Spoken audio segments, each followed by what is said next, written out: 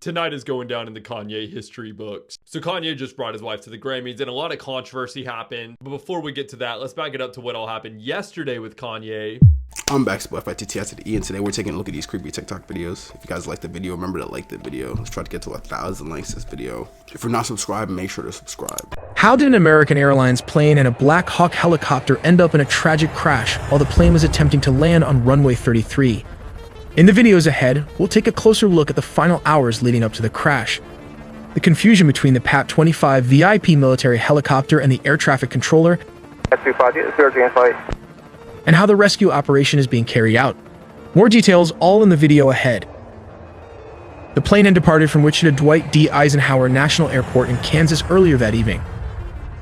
A PSA Airlines aircraft, operated under American Airlines and identified as Flight AA5342, collided midair with a military Black Hawk helicopter at approximately 9 p.m. on Wednesday, January 29, 2025. The tragic incident occurred as the plane was making its final approach toward Reagan Washington National Airport in Arlington, Virginia. American Airlines confirmed that 64 people were aboard the jet, 60 passengers and 4 crew members, while 3 soldiers were aboard the military helicopter. This plane's radio transponder stopped transmitting about 2,400 feet, which is around 730 meters short of the runway, roughly over the middle of the river. This has marked the first major U.S. commercial crash in more than 15 years. From an aerial perspective, it is evident that Flight AA5342 was approaching the airport from the south, descending over the scenic Potomac River. This area is known for its proximity to several iconic landmarks, such as the Pentagon, located nearby in Pentagon City. To the north, one can spot the striking dome of the United States Capitol building, a symbol of American democracy. The Potomac River, which encircles the airport and much of Arlington, serves as a natural boundary and offers breathtaking views for arriving flights. However, this area is also densely trafficked, both by air and on the ground, adding to the complexity of air traffic management in the region. American Airlines Flight 5342, which we'll refer to as the landing flight, was on its final approach to runway 33. At this stage, called short final, the aircraft was mere moments from landing, flying at an altitude of about 400 feet. This is the most critical phase of landing, where every second counts and pilots are laser-focused on safely bringing the plane down. At the same time, an Army Black Hawk helicopter, identified as PAT-25, was reportedly on a possible training flight. It was flying perpendicular to the flight path of Flight 5342, following the course of the Potomac River. The Potomac River is a designated flight corridor for helicopters, and it's common to see aircraft like this operating in the area. The key difference between the two aircraft in this scenario was their operating rules. The Black Hawk helicopter PAT-25 was flying under visual flight rules. This means it was required to rely on visual observation of its surroundings to avoid other aircraft. The landing Flight 5342 was operating under instrument flight rules, which give it priority over VFR flights in controlled airspace. This system assumes that VFR aircraft will actively maintain visual separation to avoid conflicts. Moments before the collision, the air traffic control tower at Ronald Reagan Washington National Airport called PAT-25 to confirm whether they had the other aircraft in sight. PAT-25 responded that they did. At first glance, this seems like an acknowledgement that they were aware of Flight 5342's presence and were taking steps to avoid it. However, it now seems likely that PAT-25 had mistakenly identified a different aircraft, possibly a departing flight from the same airport, and believed that was the other aircraft referred to by the tower. Tragically, PAT-25 may not have realized that Flight 5342 was descending directly into its path. This misidentification could have led to the Black Hawk failing to adjust its course in time to avoid a collision. Although I'm not a pilot, this is what appears to have happened based on the available information. It's a heartbreaking incident that raises questions about how such misunderstandings can occur and what safety measures can prevent them in the future. If you have more insight or expertise, please feel free to share your thoughts in the comments. The passenger plane broke into multiple pieces and sank several feet into the river. Meanwhile, the helicopter ended up landing upside down on the water. Regarding the rescue mission, the main challenge is access. The water they're working in is about 8 feet deep, which is roughly 2.5 meters. On top of that, the conditions are tough. There's strong wind, chunks of ice floating around, which obstructs rescue workers. We also have audio from air traffic control that has been published online, capturing the moments as the two aircraft approach each other. In the recording, we can hear a conversation. It appears to involve the air traffic controller, with P standing for priority air transport, the helicopter, and CRJ referring to the passenger plane. The response seems to come from a helicopter, but something goes terribly wrong. The two aircraft continue to move closer to each other until they crash, and there was no response from the other side. This long-shot video, recorded by the Kenby Center Cam, seems to show two aircraft, a helicopter and a commercial airliner colliding, creating a huge flash. If you take a close-up shot, you can clearly see the Black Hawk helicopter traveling at an alarmingly high speed directly towards the plane, a moment of impending danger captured in stark detail. According to reports, the situation unfolded due to apparent confusion on the part of the Black Hawk pilot. He was seemingly unaware of the presence of a second aircraft in the vicinity, which ultimately led to a critical misjudgment. When the flight controller radioed in, asking if the pilot had identified Flight 5342, the pilot confidently confirmed that he had visual contact. Yeah, that's crazy. We've been having a lot of plane crashes. Apparently one happened the other day in Philly. It was not really a commercial plane, but there was another one that happened in Texas yesterday, February 2nd. I think one of the engines caught on fire. I don't know what's going on, but there's been a lot of plane crashes, and I was just traveling recently, so that makes me not even want to travel no more for real. Okay, there has just been yet another plane crash in the USA, so here's what you need to know. A medical jet carrying 6 people, including a little girl and her mother, crashed into a densely populated Philadelphia neighborhood, causing a huge explosion. Multiple people on the ground were injured and a number of houses were set on fire. And while initial reports said that this was a small plane, we now have confirmation that it was actually a twin-engined Lear 55 business jet. And that's actually not that much smaller than the plane that crashed in Washington, D.C. On board was a girl that had just been receiving care for life-threatening conditions in a Philadelphia hospital, and she was flying home with her mother, a paramedic, a doctor, and 2 pilots. Now, it is way too early to know what caused this plane to crash, but it was descending to land at an alarmingly fast rate, and videos show it crashing at a super high speed. But of course, as we know more, I'll keep you guys updated. From the comments and videos I've seen, a lot of people thought it was a missile. People were like, nah, it's not a plane, it's a missile. But I'm pretty sure when they recovered, like when they went to the recovery area, it had like a lot of the plane parts. I'm pretty sure it was a plane, and people were inside of it. So obviously, you know what I'm saying, no rockets are gonna have people inside of it. What if you could jump through a hole that goes all the way through the earth? First, gravity would pull you downward, and you'd speed up fast. By the time you reach the Earth's core, you'd be flying at over 28,000 kilometers per hour. But here's the catch. Gravity would slow you down on the way up the other side. You'd stop just short of the surface, then fall back again. And this would happen over and over. Eventually, air resistance would slow you down until you're stuck floating in the middle of the earth.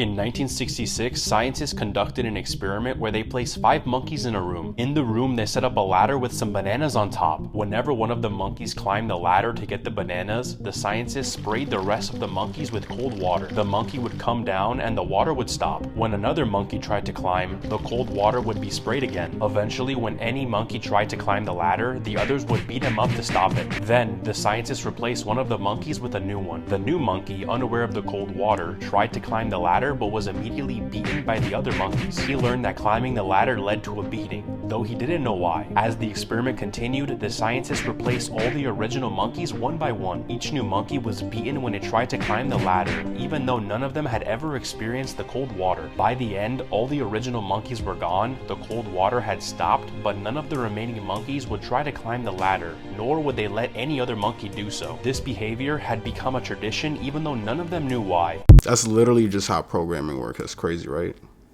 Pictures I'm about to show you are very disturbing once you know the story behind them. These are pictures taken of the Children of God, now known as the Family. They were a radical Christian cult that hit their peak around the early to mid-70s. Around that time, they had about 10,000 members in dozens of countries around the world. It started with this man, David Berg. He looks creepy, right?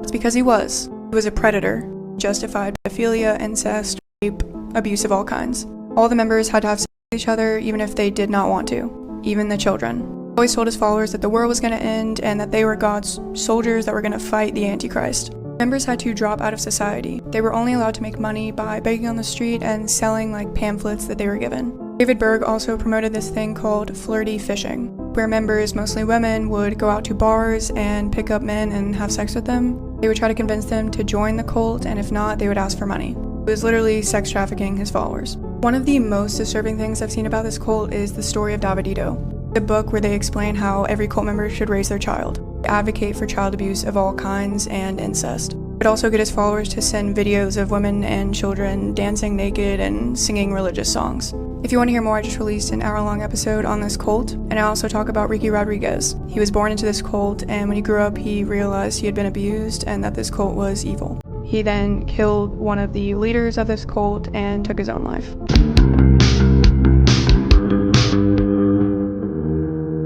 Who are you?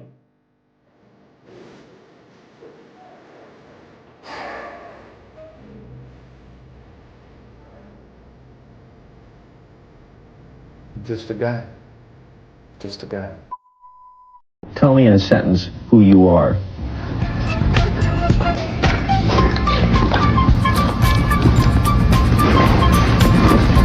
Nobody.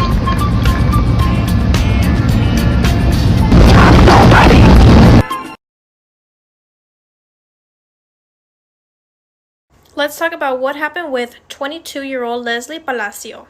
Leslie was born on May 5th of 1998 and she was living in Las Vegas, Nevada. Leslie loved to help others and she was currently working as a phlebotomist. On August 28th of 2020, Leslie wanted to have a fun weekend out after completing her lab assistant program, so she was going to try to get some of her friends to go out with her, but obviously they were still kind of worried and scared because of COVID still being fresh.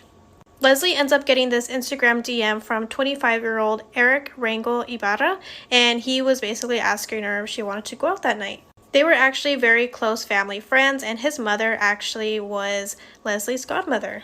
Eventually, Leslie agrees to this, and she tells her sister that she is going to be texting her throughout the night. Around midnight, they enter this casino/hotel, and this is the security footage that they did arrive. Around 4:40 in the morning, Leslie ends up sending a text message to her sister, and when she texts her, her sister didn't know that this would actually be the last text message she would get from Leslie.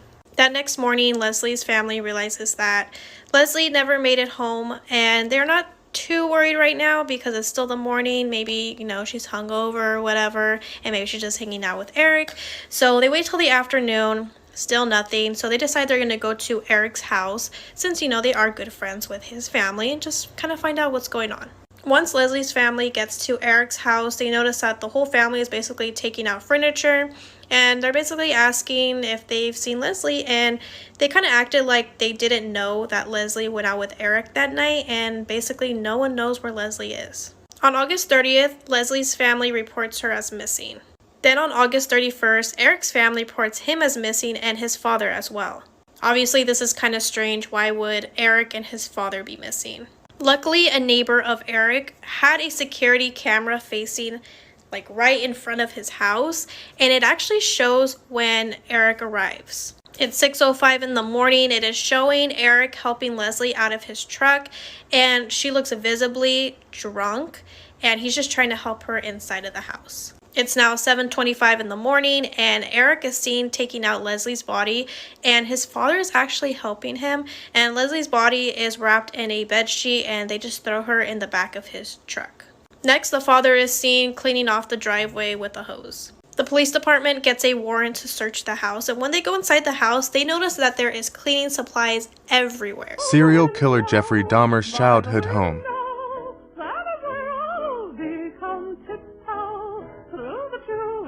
This is where he killed his first victim.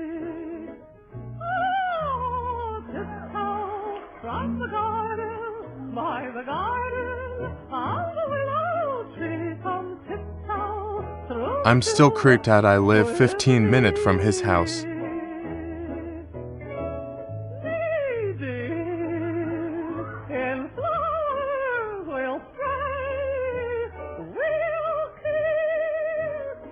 Cops ended up coming.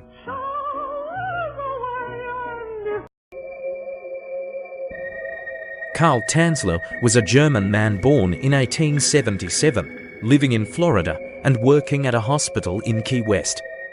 In 1930, Tanzler first met with a patient, 21-year-old Maria Eleanor Milagro de Hoyos, who was being treated for tuberculosis. After meeting, Tanzler's obsession quickly began, and soon after, tuberculosis would take de Hoyos' life.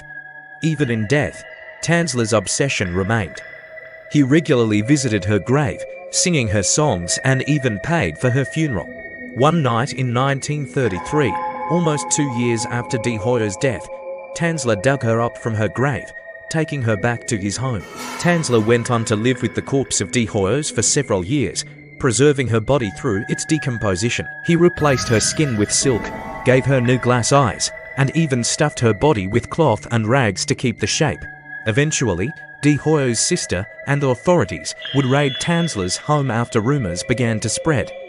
This raid led to the discovery of the body of De Hoyo's. But Tanzler was never prosecuted of any crimes. He was released, and the case was dropped as the statute of limitations for the crime had expired.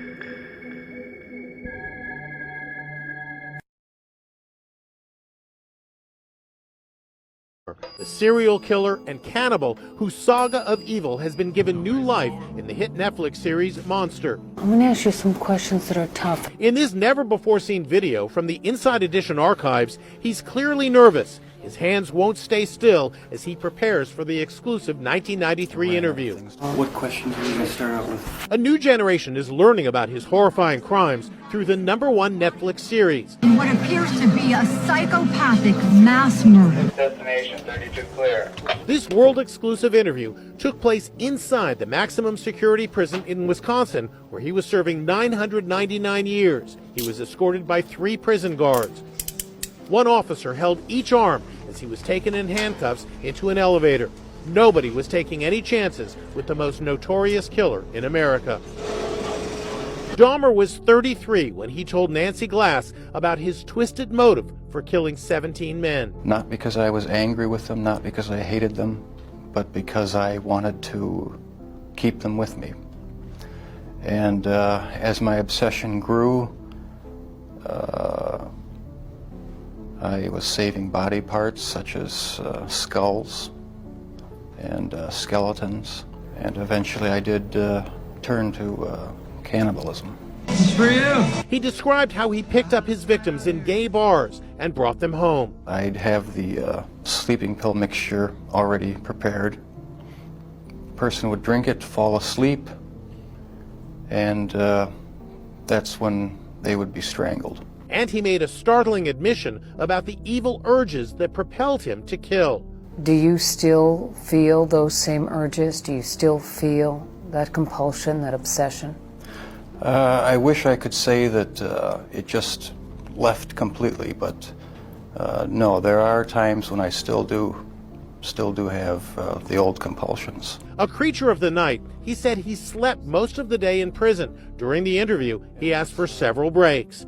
Can we cut the film here for a minute? Sure. Dahmer was murdered by another prison inmate just a year and 10 months after this interview, a form of justice he said he deserved. That's what I deserve. I deserve death.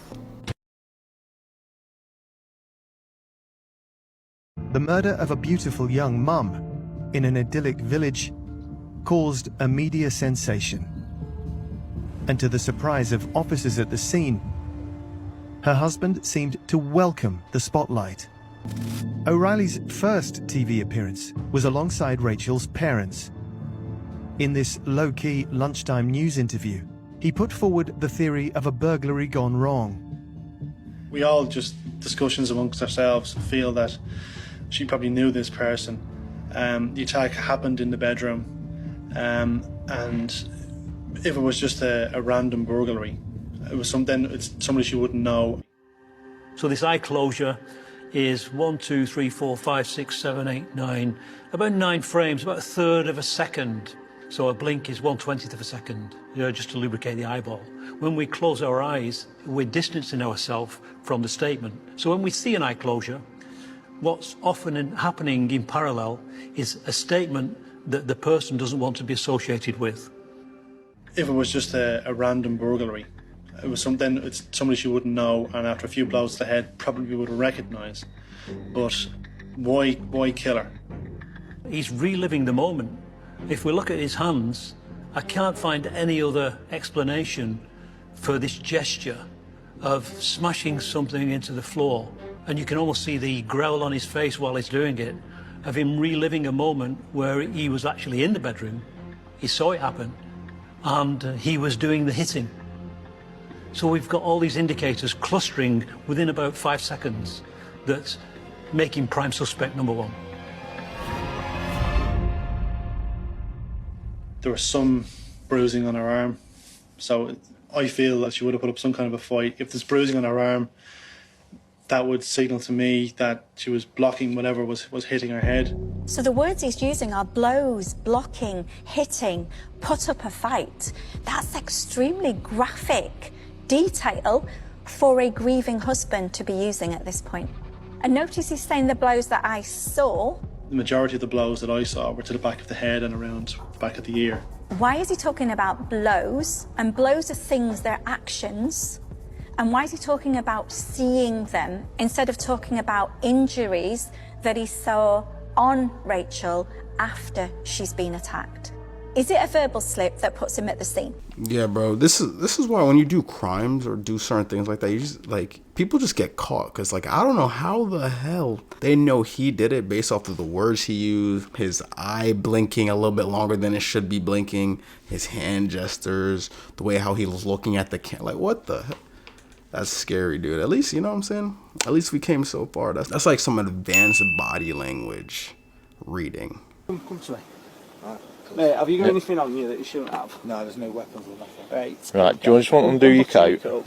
Have you armed yourself? Yeah. You have? Have you stabbed yourself, mate? I can see blood on your hands. Yeah. Anywhere else? Just my chest, 4 inches in with a bread knife. Can we have a look? Yeah, and one on the stomach. I bled quite. Right, do you want to take yes. Can we go down No, just stay there. I just don't want to be in front of everyone. Alright, just go around the corner. Just walking wounded at the minute. Alright, stand here. Stay here. Right, So, we're told, I know what's going to happen to you now, mate. Well, I know it's going to happen We just when we go to prison, obviously, again. Wow, what have you done? Have you done something to anyone else? Yeah. What have you done? I've murdered 4 people.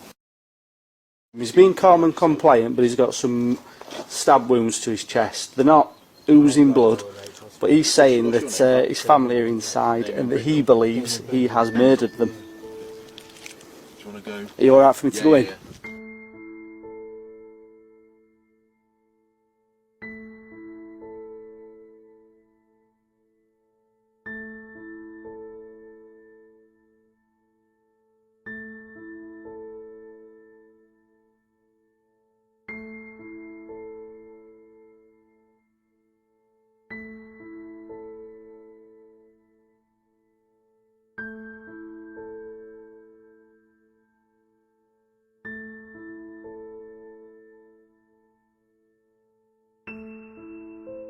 Damien, it's 07:47 hours. I'm arresting you on suspicion of murder. You don't have to say anything, but it may harm your defence. Do not mention when questioned something you later rely on in court. Anything you do say may be given in evidence. Your arrest is necessary to protect you from harm, to prevent your disappearance, for a prompt and effective investigation. Okay? We're going to get you up, we're going to put you in the back of the van. Stand up. How young is the world's youngest serial killer? 20? 18? Even 15? This age reveal at the end of the story will shock you. Amarjit Saddah killed 3 people in separate incidences between 2006 and 2007, including 2 family members. This story takes place in India, and we're going to start in 2007 with a missing baby. A young woman had left her 6-month-old baby in the care of a primary school, and when she had come back, the baby was missing. Now, of course, immediately this baby's family was frantic, and they all began pointing fingers at one individual, Amarjit Saddah. They're quoted as having said they knew he had a dark streak and he was not like the other boys his age. Villagers called the police and said, "You need to speak to this boy." And the police initially dismissed them, saying, "There's no way a boy that young is going to know anything about that missing baby." Ultimately, the police listened to the villagers and tried to speak with Saddah, and his parents were hesitant to let him speak to the police. And the disturbing fact is, the reason the parents were hesitant to let their son speak to the police was because they already knew that the boy had killed his cousin and his baby sister. They didn't bother getting the police involved with that, even knowing what their son had done, because it was a family matter. But eventually, after pressure from the police, Saddah's parents did let him speak to the police. And it was at this point that Amarjit Saddah admitted to the police what he had done. While in police custody, Amarjeet was very cool, very collected, even asked for a biscuit at one point before telling the police that he had in fact snuck into the daycare where the baby was sleeping, took the baby out of the crib and out into the woods where he brutally beat her with a brick and strangled her. He also admitted to having killed his 8-month-old baby sister in the same fashion, as well as his 6-year-old cousin. The father of this 6-year-old cousin was one of the family members who kept Saddah's crimes under wraps. Family loyalty was obviously a big deal in the Saddah family. But again, with the outcry for this baby infant to be found, they could no longer keep a lid on this, and the monster that this boy was came to light. And the shocking truth is, this boy was only 7 years old. This young boy was a certifiable psychopath. He smiled all through his police interrogation, had zero remorse for what he had done, and had taken a chilling delight in the pain that he caused these children before he ultimately killed them. India does not allow children to be sentenced to death or to even be jailed, and so he was put into a children's home until he turned 18. Saddah was released, and to this day, he is unaccounted for and on the loose. Yo, that's wild. I actually have a friend named Saddah. I was like, whoa. But that's not his first name, so it's like, it can't be that, bro. Like, bro's way too chill to be out here doing some stuff like that. In 1983, a shocking accident marked the history of industrial diving. 5 divers were sucked into an oil pipeline after opening a valve due to an immense pressure difference. The force dragged them, along with their equipment, to a higher section of the pipe where there was still some oxygen. When they regained consciousness, they faced chaos. 2 colleagues had severe fractures, while the others suffered injuries. Surrounded by darkness and a mix of oil and water, they knew waiting for death was not an option. Despite their pain, they decided to crawl through the pipe in search of an exit. After an hour of extreme effort, Chris, the fittest of the group, reached a completely submerged section. Without diving gear, he made the toughest decision: to dive alone in search of help, promising to return if he survived. On the brink of suffocation, and with luck finding lost oxygen tanks, Chris surfaced in an open area and was rescued. Exhausted, he reported the dire situation of his colleagues and begged for a rescue mission. The company confirmed that the survivors were still alive after hearing responses from within the pipe. However, due to the high costs and potential financial losses, they decided to abandon the operation. 5 days later, the company announced the divers' deaths. Autopsies revealed they survived until the 4th day, but succumbed to a lack of oxygen and despair. What could have been a heroic rescue turned into a tragedy driven by corporate greed.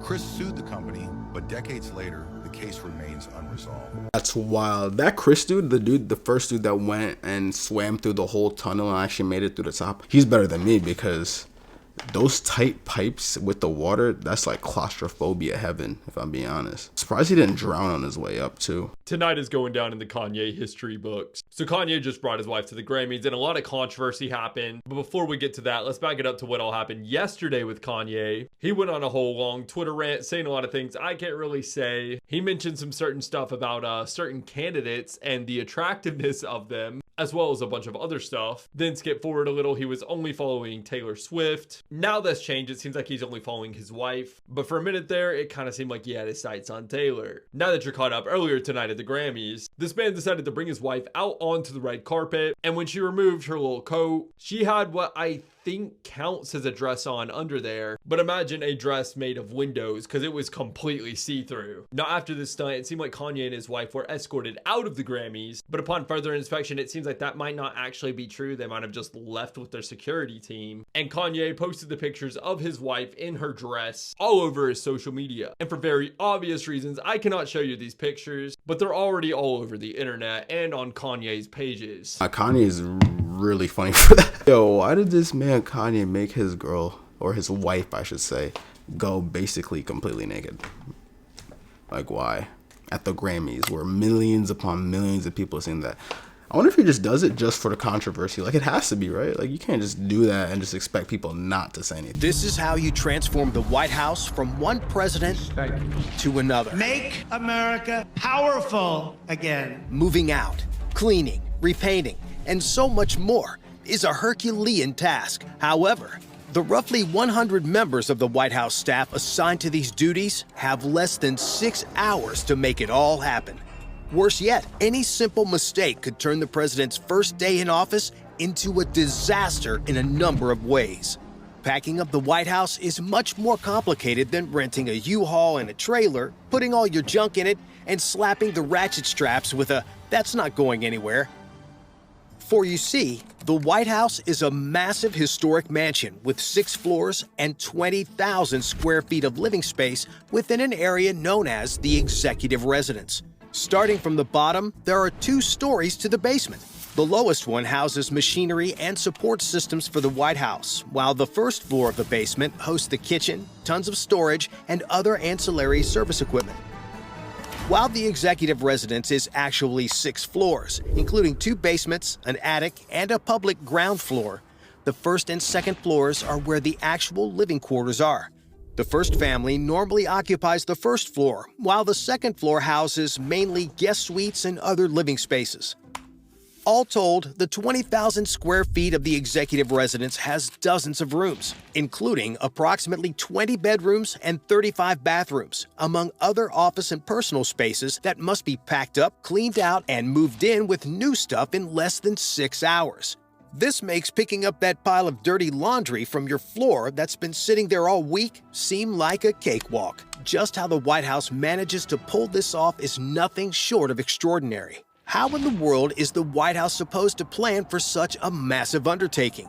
Believe it or not, the planning actually starts right after Election Day. Traditionally, once the race is called and it's clear who the winner is, the White House will begin working with the incoming administration. The person in charge of this process is the White House Chief Usher. The White House Chief Usher oversees roughly 100 butlers, maids, chefs, housekeepers, engineers, and other staff serving the first family at the executive residence.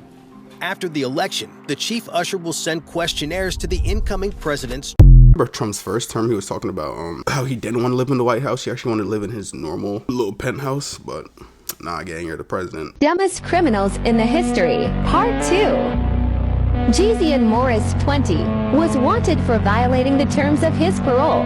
One thing you don't want to do when you're wanted is to be seen. Although he didn't think about this, he and his friends posted a ice bucket challenge that went viral. Someone noticed Morris and called the cops. Morris was then stopped by the cops. He then showed a fake ID to the police, who then arrested him. He was then sentenced to more charges than he should have if he would have acted right. Yesterday we talked about the satanic idol from the Warrens Museum, but today we're talking about the Doll of Shadows. According to Ed Warren, this doll was created with the intent of causing harm through dark rituals. The face is made out of a papier-mâché material, while the mouth is fitted with a single human tooth on the inside. Black feathers are placed on top of the doll's head, while nails and animal bones protrude from the doll itself. The story behind it is a young couple of doll collectors pick up this item from an antique dealer, who practically gives it away to them. I mean, warning sign number 1. On the first night that the couple brings the doll home, they go to bed and everything is normal, until both of them experience a series of horrific nightmares. And when they wake up, it's claimed that there's scratches all over their bodies. The following night, they experience another series of nightmares. Except this time, they wake up with distinct claw marks all over their bodies. Fearing that things will only continue to amplify, they reach out to the Warrens. Ed goes to their home and they just say, take it, just take it. And ever since, the doll has remained in the care of the Warrens. Over the years, Ed shared the process of how this doll would be used. It's claimed that somebody practicing dark magic would first take a photo of the doll. The photo would be printed, and on the back, a curse would be written. That photo would then be sent to the victim. Through the gesture of the recipient opening the envelope, it was symbolic of them accepting the curse that was written on the back of the photo. Furthermore, once that recipient saw the image of the doll, that meant the doll could then be projected into their dreams. But none of y'all try to send me a photo with this doll and some scribble on the back. I'm not playing that game. Ed stated that the doll couldn't just be destroyed, since it acts as a vessel for the negative entity. So that brings us to, what item do you want to talk about next? A big thank you to those who recommended this topic on the last video. And aside from paranormal, I love all things true crime, spooky, unusual. So if you have any other suggestions on videos that you would like to see, please feel free to comment below. Famous TikTokers before and after puberty, part 1. Lil Huddy really went from a Musical.ly king to our melanin king. Addison doesn't even look like the same person here. She went from looking like the hot Cheeto girl to Margaret Damn Roby. Josh Richards looks exactly like this kid.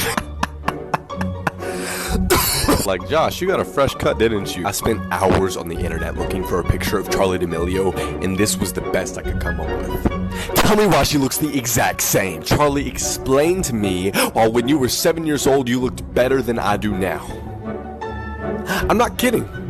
I want answers.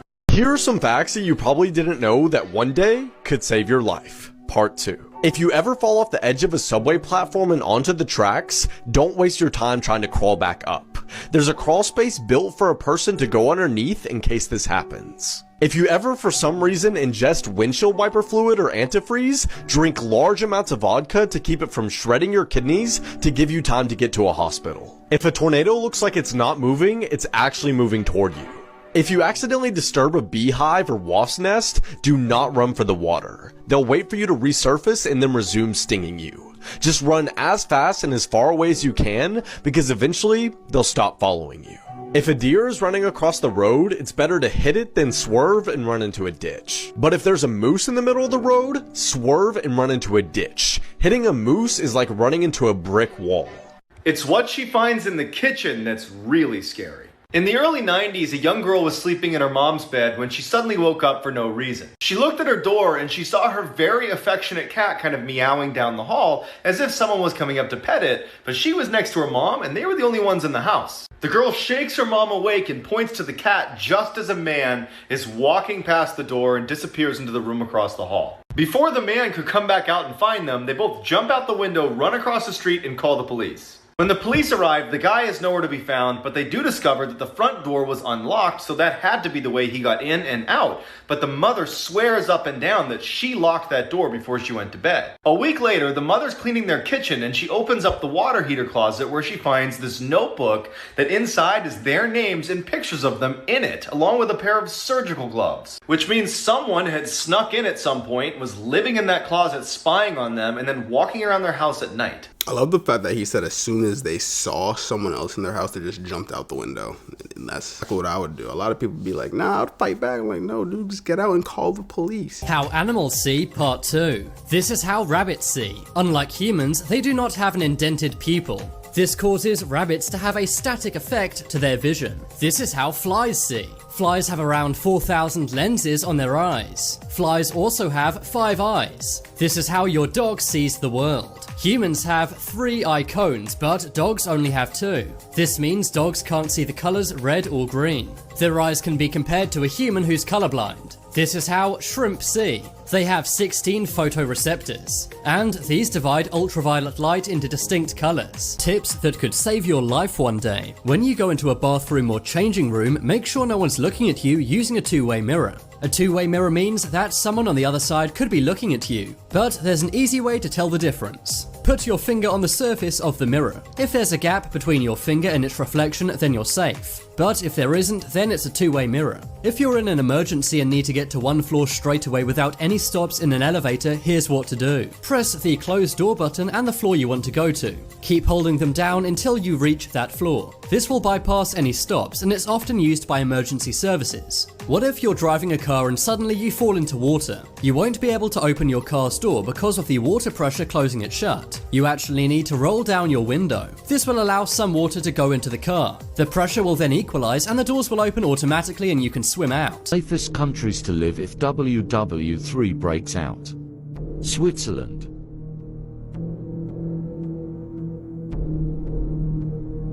Tuvalu.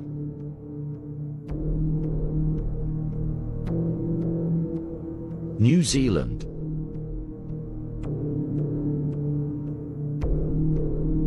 Bhutan.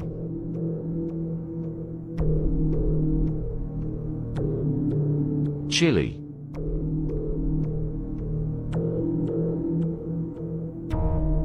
Iceland.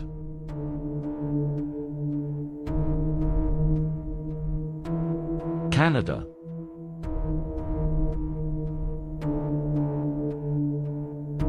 South Africa.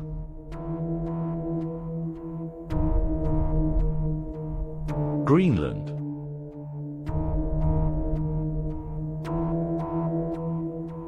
How would Canada be considered safe? Isn't Canada allied with the US? Like, I'm pretty sure they're our allies, so they're also in NATO. So if we go to war, wouldn't all of us go to war? we're talking World War III. We're not talking about like no Cold War. Like we're talking about World War. So I don't know. It was Christmas Eve, and 11-year-old Juliet was decorating the tree. It was getting late, and her mother called her and said she would be home from work a bit late tonight. Juliet said okay and continued decorating the tree until she was finished. She relaxed for a bit and stared out of the 6th-floor apartment window at the skyline of the city when suddenly she began to hear scratching at her front door. She then went up to the door and listened and looked through the peephole and saw a man dressed as Santa. Nervous, Juliet asked, "Who's there?" "It's Santa Claus. Let me in. I'm cold and hungry," said the man. She knew this wasn't Santa and said, "My mom's not home. Can you please leave?" Juliet watched through the peephole as the man's face turned angry and he began banging the door and twisting the doorknob. He then screamed, "It's Santa, Juliet. Give me my damn milk and cookies." Juliet's stomach dropped. She was terrified now. How did he know her name? She then threatened to call the cops and the man finally stopped and walked down the hallway. Suddenly, the man came running back down the hallway with an axe in his hand and began striking the door with it until it broke. Juliet ran and hid in a closet. The man entered the apartment and began saying, "Juliet, my pretty, where are you?" He then opened a closet door and suddenly Juliet jumped at him and stabbed him in the eye with his coat hanger. The man screamed and yanked it from his eye and grabbed Juliet and held her on the ground.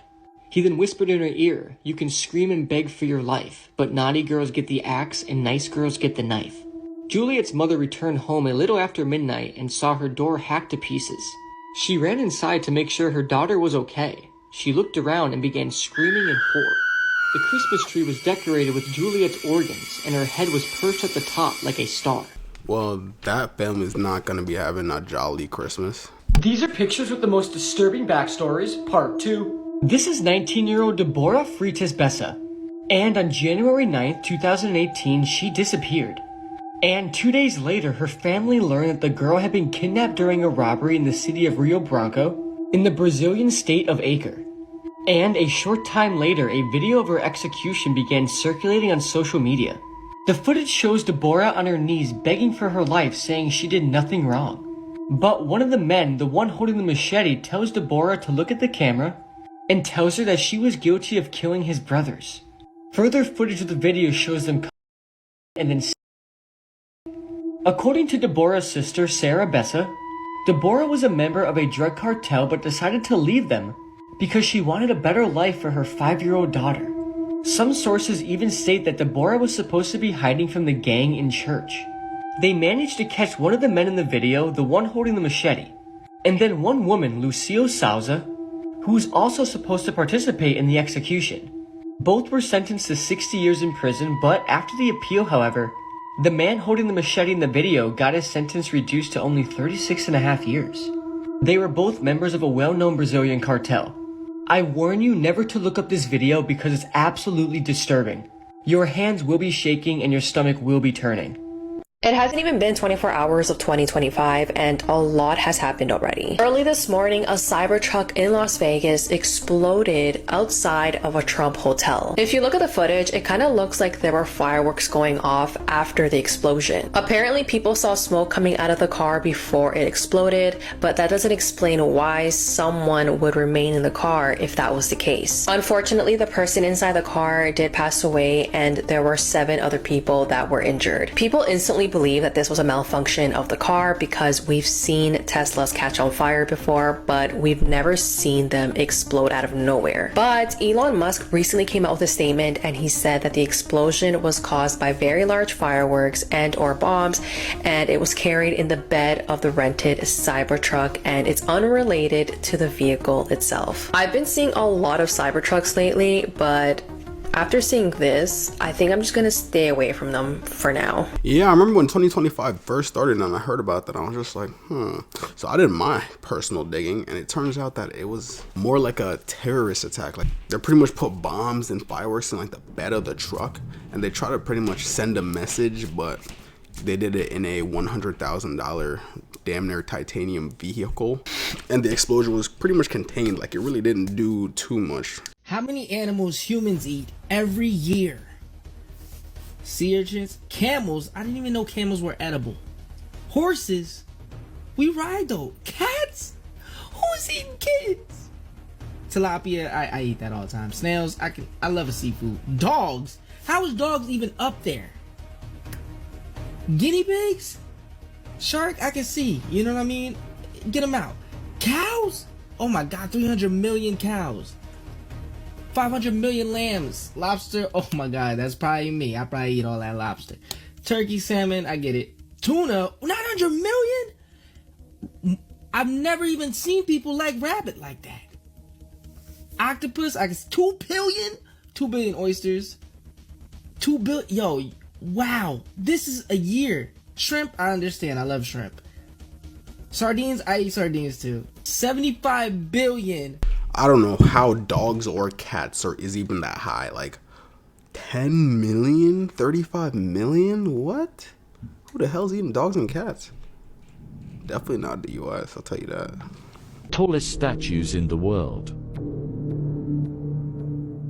Japan. Hokkaido Cannon 289 feet. Thailand. Great Buddha of Thailand 300 feet. China. Gishin Guanyin 325 feet. Japan. Sendai Daikanon 330 feet. Japan. Ashiku Daibutsu 335 feet. India. Statue of Belief 351 feet. Myanmar. Lake Insekir 380 feet. China. Spring Temple Buddha 420 feet. India. Statue of Unity 599 feet. The smallest prisoner in the world, and you'll never guess the terrible things he did. Part 2. 7-year-old Danny became the smallest prisoner in the world after committing a horrifying act. While his parents went out for a quick errand, he was left in charge of his 15-month-old sister. During their absence, Danny put his sister in the oven and turned it on. When the parents returned and found the oven on, they rushed to the kitchen. They found the baby unharmed, but the oven was filled with burnt toys. Danny confessed that he was trying to cook the toys to see if they would turn into something new. Shocked by his coldness, the parents sought police help, but it was later determined that psychological help was needed. Danny was admitted for treatment, and the story sparked a debate about children's behavior and proper supervision. Do you watch your kids closely? Follow the profile for real stories. Dude, I thought he put his baby sister / brother in the freaking oven. I was like, dude, that's cold. That is cold. And he's a kid too, so that means that kid could grow up to be like the next Ted Bundy if he does something like that. This is Margaret Schilling, and she disappeared under some mysterious circumstances. She was a patient in Athens Mental Health and Development Center. She was playing hide and seek with one of the nurses. Now here's where things get suspicious. There are over 2,000 patients housed in this asylum, and they could not find her. They found her about a month later in January. Her body was lifeless, and because she was deaf and mute, she couldn't really communicate. When they moved her body, this was left, and no matter how much they washed it or power washed it, it would not come out. It's speculated her body went under saponification, which is when your skin and your body literally just turned into soap. Even till this day, her stain is still in there. But let's be real here. A game of hide and seek, and you couldn't find her? This was definitely planned, and I think they definitely murdered her. And although she was deaf and mute, why didn't she get up from that spot? It makes me think there was some sort of trauma involved, blunt force trauma, and somebody left her there. It really doesn't make sense that she would be there for an entire month into the new year. Something about this story is very, very fishy to me. It's also very sad because she should not have been treated that way. What are your thoughts and your theories on this story? And as always, these videos are for informational and entertainment purposes only, guys. I'm going to ruin your childhood, part 26. All the characters in Winnie the Pooh represent mental disorders. Christopher Robin represents schizophrenia. Winnie the Pooh represents an eating disorder. Eeyore represents depression. Tigger represents ADHD. Piglet represents anxiety. Rabbit represents OCD. Roo represents autism. Owl represents narcissism. He's the reason why parents started to check Halloween candy to make sure it was safe. On Halloween night in 1974, Ronald Clark O'Brien poisoned his own children's Halloween candy by lacing large pixie sticks with cyanide. After a night full of trick-or-treating, the family returns home where Ronald tells his children that they could each have one piece of candy before bed. And horrifically, his 8-year-old son Timothy chooses to eat the pixie stick. Just when you think that this case can't get worse, it does, because when 8-year-old Timothy opens the pixie stick and starts to eat it, he complains immediately that it tastes bitter because of the cyanide, and his father had the heart to just look at this little face and tell him, "I'll get you Kool-Aid to wash it down," very well knowing what was going to happen. Ronald would later tell police from the moment that he gave Timothy the Kool-Aid and shut the door, it took only 30 seconds until Timothy started to cry, "Daddy, Daddy, my stomach hurts." He was in the bathroom, convulsing, vomiting, and gasping, and then suddenly he went limp. Tragically, on the way to the hospital, Timothy passes away less than an hour after eating the candy. Immediately, this crime sent shockwaves through the community, initially sparking widespread fear that a stranger had tampered with the candy.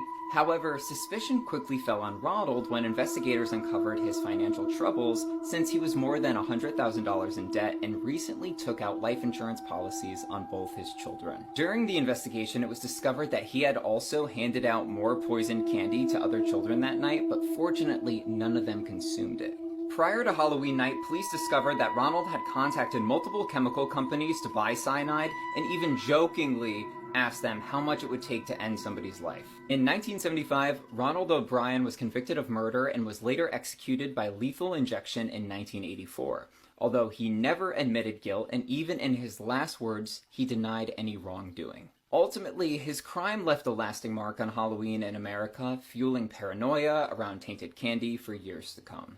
In the end, I'm glad that this monster got what he deserves. I can't comprehend what kind of person could harm any kid, let alone their own kid. And as always, follow along if you're a fan of all things interesting and horrific. Harming your own kid like that and acting like you did nothing is lethal work, mostly as a father. I mean, they figure out the reason why he did it anyways. It was because he was broke and he wanted to get life insurance for his kid, which is messed up if you really think about it. Did you know Squid Game's actually based on true events from the 80s? It's all based around the 1986 Brothers House incident in Korea, where an orphanage was essentially turned into the Squid Game. Founded in 1960, the Brothers House orphanage ran normally until 1986. A billionaire adopted all the kids and then bought the orphanage and locked them all in it, hiring workers that hid their face like this and forced these children in blue jumpsuits to play kids games. And if you're wondering, you didn't want to lose. The creator of Squid Game claims that it was not based on anything, but this is in the TV show where the guards sleep, and this is at the Brothers House where they kept the children. Also, these were the Squid Game guards, and these were the guards in the real life.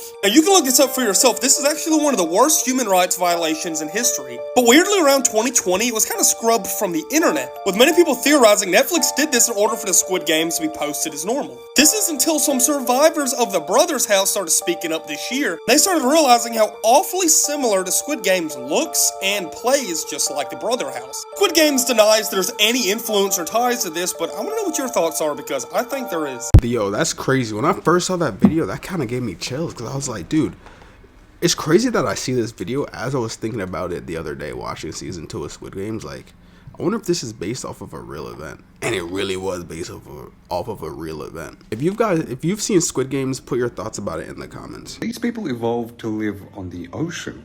The Bajau people found on the waters of Indonesia, Malaysia, and the Philippines lived their entire lives on houseboats. It's understood they've retained this lifestyle for around 1,000 years. They spend most of the day diving into the ocean, hunting fish and other sea creatures. But here's where things get really interesting. They can hold their breath underwater for up to 13 minutes and dive as far down as 60 meters. Due to the pressure of the water that far down, some actually pierce their eardrums, which is actually really bad for them, and some of them go deaf. Now, the reason they're able to hold their breaths underwater for so long is because they evolved larger spleens in comparison to other humans, providing more oxygen to their blood. Their spleens tend to be at least 50% larger than ours. Isn't that interesting? The strangest fact about each zodiac sign. Okay, firstly, it's scientifically proven that if you're a Gemini, you're good at lying. So the next time you're around a Gemini, you might not want to believe everything they say. Alright, next, if you're a Taurus, the strangest fact about you guys is you all are known to be stalkers. The scary thing is, you might never know they're doing this. Now, this one creeps me out. Out of all the signs, Scorpios are the ones who have the most dark and creepy thoughts. But my question is, what do you all be thinking about? Well, if that wasn't bad enough, Cancers are proven to be the most dangerous. They get arrested the most and the crimes are usually pretty serious. I'm sorry to say, but if you're a Leo, it's proven that you guys are the worst drivers. Finally, this is probably the most unusual fact of them all. If you're an Aries, it's said that you are obsessed with death. This just doesn't sit right with me. Here's 3 things you need to understand about polar bears. They're one of the few animals that will actively hunt humans, as in track you down and put you on a meal prep if they're desperate enough. And unlike other bears, polar bears are hypercarnivores, meaning they don't do the bugs and berries thing. Nah, for them it's all meat all the time. Which leads to the next fact, and it's that they're bloodhounds on steroids. A polar bear can sniff out a seal for well over 10 miles, and they can even smell one through 3 feet of ice. They'll smell you long before they see you. Which is why if you do see a polar bear, it's probably already too late. There's a good chance it's been plotting on you for a minute. And number 3, studies say one way to survive a polar bear encounter is to remove articles of clothing and drop them one at a time. That way the Caucasian killer will get distracted and stop to examine them. Which sounds great until you remember, you can't outrun, outswim, or even dig deep enough to hide from one. And they live in hell frozen over. So you either get to freeze to death and die naked, or wait for the bear to eventually track you down like Liam Neeson. Moral of this video, if it's black, attack. If it's brown, get on the ground. If it's white like the president, you finna be heaven sent. Dirty facts about history that school probably didn't teach you, part 2. A French president died from a blowjob. My man Felix Faure literally got his soul sucked out of him. He was both coming and going. The deadliest female serial killer in American history had murdered 35 people with an axe by the time she was 18 years old. When the ruler of Poland, Jadwiga, was considering a marriage proposal from the Grand Duke of Lithuania, her peers were worried because it was rumored that he had massive genitals and would kill his wife on the wedding night. They ended up sending 2 spies to Lithuania to find out if it was true, and they came back and happily reported that there was nothing to worry about. Powdered wigs were originally invented to cover up head sores caused by syphilis. The first person to examine semen under a microscope was Antony van Leeuwenhoek, the father or daddy of microbiology. Mother was caught having an affair with her son. They were both burned to death. This was one of the 282 official laws of the Code of Hammurabi, one of the first ever written set of laws in history dating back to 1750 BC in ancient Babylon. And yo, these laws get absolutely wild. If a man ever broke another man's bone, by law he would have to have that same bone broken on him. If a son ever hit his father, the code demanded that the son's hands be cut off. If a son simply told his father, "You're not my dad," the law stated that the son would need to get his tongue cut off. If a home was ever robbed, the thief would need to be taken back to the home, killed there, and then buried. Hey, I don't want no thief dying in my house. If a wife was ever caught cheating, law stated that her and the cheater would need to be tied up and thrown into a river. If a man ever killed a pregnant woman, then his daughter would be put to death. I don't get the logic here, but that's what it was. If a wife ever cooked a dinner that didn't taste good, then her husband would have to backhand her in the face. Nah, I'm joking, I made that up. But crimes that couldn't be proven would be placed under trial. Except their trials consisted of the accused jumping into a river. If they drowned and died, they were considered guilty, and then the accuser would have legal possession of their home. But if they swam to safety, then the accuser would instead be put to death, and the accused would have legal possession of their home. Man, we come a long way. Think about these next time you're paying for a parking ticket. Nah, that's why that backhand one really got me, because I was like, there's no way. Imagine making a meal, you know what I'm saying? And you think it tastes good. You're like, you know, I think this tastes good. You give it to like your husband, let's say, and bro's like, ew, like, nah. Scary Urban Legends, Part 6. This is Krasu. She's a Thailand legend. She's a female spirit who wanders the fields at night. At first you would just see her face, until you look down and she has no body, and just her internal organs. Her guts are usually covered with fresh red blood. Her face appears to look somewhat like a vampire's. She has very sharp teeth, and sometimes has a blue halo around her head. She is always hungry for meat, whether that be animal meat or human meat. Before she goes hunting, she hides her headless body somewhere safe, and she needs to come back to it before sunrise. And then she becomes a normal person again for the day with no differences from anybody else. One of her origins was that she was a princess who was forced to marry a high-ranked Seminese member who killed her people in battle. But she loved somebody else and was caught with them by the Seminese member. She was then sentenced to be burned alive. She then asked the witch for help, who summoned a spell on her immune to fire, but the spell worked too late and everything was burned besides her internal organs and head.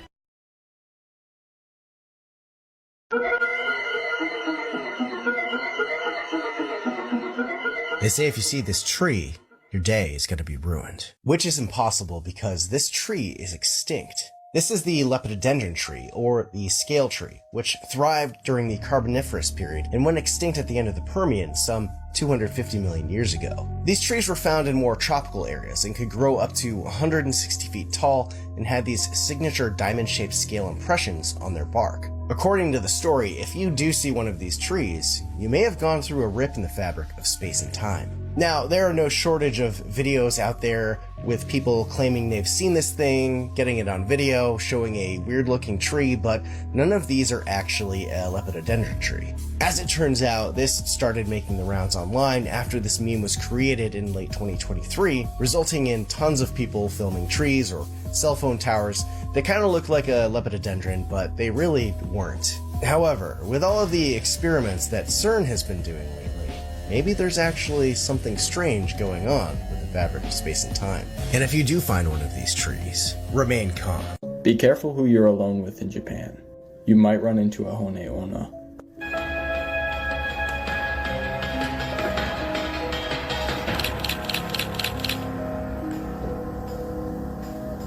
In Japanese mythology, the Hone Onna, or Bone Woman, is a spirit whose face, hands, and neck appear to be that of a young, attractive female. However, the rest of her body bears no flesh at all. She uses her beauty to seduce young, unsuspecting men, luring them to a dark and secluded spot. Once they're alone, however, she reveals her true form to her victim, sucking his life force energy and leaving him as nothing more than a pile of dust. Other legends claim that the Hone Onna are the spirits of young women who have died but cannot move on from their lovers in life. To their loved ones, they appear as a beautiful young woman, and they visit them every night, but everyone else can see their true form. But every time they visit their loved ones, they suck some of their energy, until eventually they die or someone intervenes. Comment, I do not claim any negative energy from this video, and follow for more. Urban legends from around the world. The Green Theater, located in the city Kyiv in Ukraine. It is said that this land was originally a burial site for suicide victims and unborn babies. This site was also once a fortress. There are hundreds of miles of catacombs under the ground. There have been a ton of unexplained accidents that occurred here, including countless building fires. Local legend says that there is a portal to another world down in the catacombs. Now home to a popular venue that you can actually buy tickets to for 2021. What country is next? These are 8 horrifying facts that will probably keep you up at night. One of your photos that you have today will be used in your funeral. There are more slaves today than any other time in history. According to the founder of the Walk Free Foundation, there are 46 million slaves in the world today. Your eyes can still move after your death for 15 to 30 seconds. Watching TV for more than 2 hours a day can shorten your life expectancy by 1.4 years. In 1977, we received a radio signal from space that lasted 42 seconds. To this day, no one knows where that signal came from. A lit candle causes more than 15,000 house fires every year. Spider rain could happen at any moment above you. Bill Skarsgård, who played Pennywise in the 2017 version of It, was born in 1990, the year the original It was released. Yeah. The only way that you can get rid of it is by hugging it, so that you can untie its bonds. Fooling around with me, this some bitch will be here forever. Majority of these souls come back just to take care of unfinished business. It seeks for the living to untie its body so that it can be released. This is the legendary ghost by the name of Pocong. You can find them in Indonesia and also Malaysia. Their bodies have to be tied in 7 different places in order to stay intact. The Indonesian people also stated that these motherfuckers can hop, float, and teleport, and they are highly aggressive. The thing is, it's very popular for people to dress up as Pocong on Halloween. Don't jump out on me. I'm letting y'all know now. My heart weak. I wouldn't be able to take that shit. I got something for you. Wanna scare a grown man? I got that heat for your ass. This is really some scary urban legend shit. They believe after a person dies, their soul will wander Earth for 40 days. Now just imagine that you're walking in a graveyard, 12 o'clock in the morning, and you see a tall white body bag jumping towards you like an Easter bunny. What's your next move? Bro, what are you guys doing back? We didn't even have time to mourn you. You basically left, went to sleep, woke back up, and now you're back. I'm gonna say it. I don't think you guys were gone long enough for the hype. People were crying on this app, saying, we'll never make it back. We were reminiscing on the good times of TikTok, and I dyed my hair for this shit. What are we doing? And the craziest part is that the reason you're back is Trump literally said, Americans deserve to see his inauguration.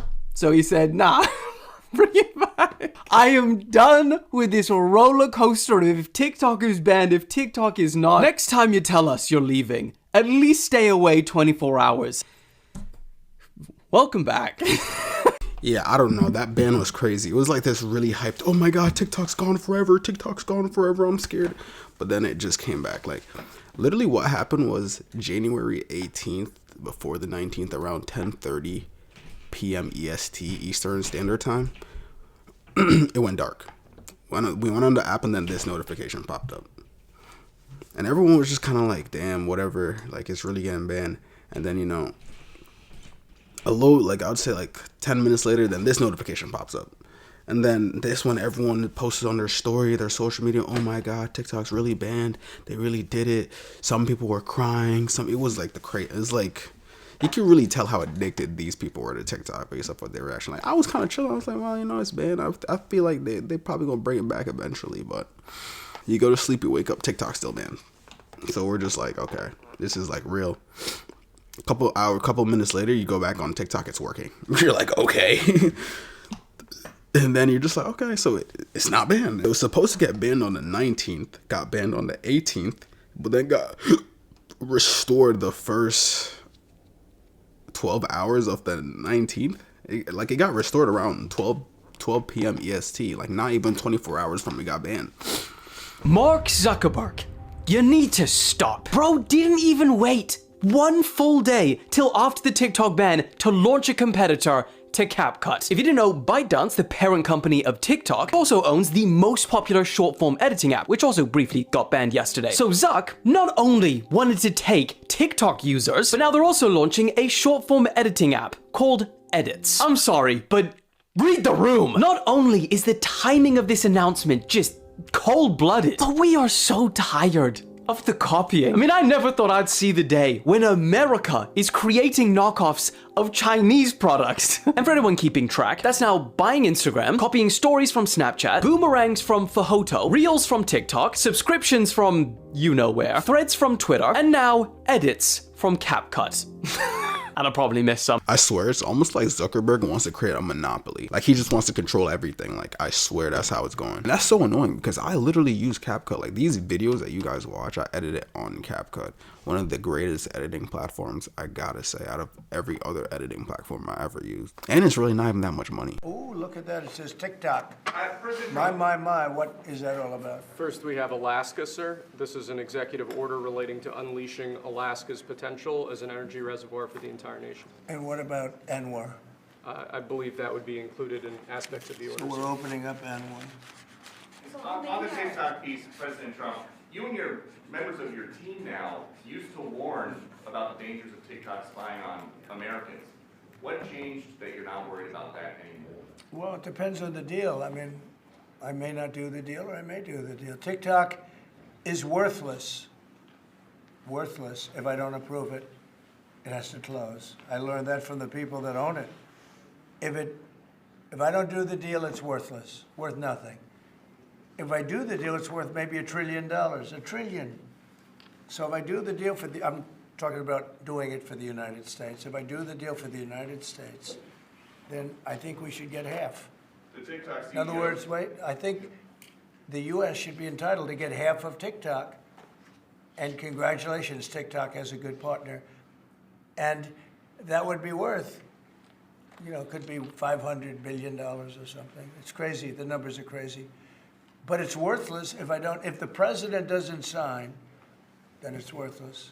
If the president does sign, it's worth maybe $1 trillion. So I think, like a joint venture, I think we would have a joint venture with the people from TikTok. We'll see what happens. I mean, that's one of many ideas I've The had. CEO is down. Did he say that he's open to that idea? Who? The CEO of TikTok is around. Oh, I think he'd probably like it. Because he's got nothing. I mean, they really have nothing. It's passed in Congress. It gives the president a right to make a deal or to close it. And we have 90 days to make that decision. But I could see making a deal where the U.S. gets 50% of TikTok, polices it a little bit or a lot, depends on them. But remember, they make telephones in China. They make all sorts of things in China. Nobody ever complains about that. Here they're complaining about this. There's so many different products made in China, and nobody ever complained about it. The only one they complain about is TikTok. And TikTok is largely young people. I guess I have a warm spot for TikTok that I didn't have originally. But, you know, I went on TikTok, and I won young people up by 36%, Peter.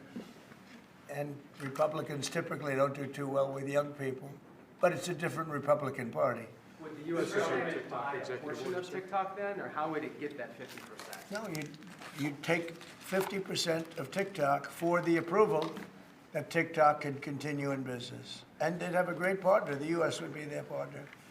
But the U.S. essentially would be paid for doing that half of the value of TikTok. Would there be a private sector owner as Could well in be, the yeah, US? could be a lot.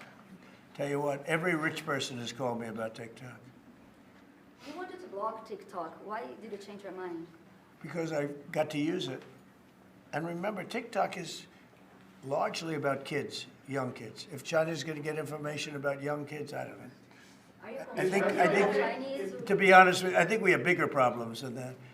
But you know, when you take a look at telephones that are made in China and all the other things that are made in China, military equipment made in China, TikTok, I think TikTok is not their biggest problem.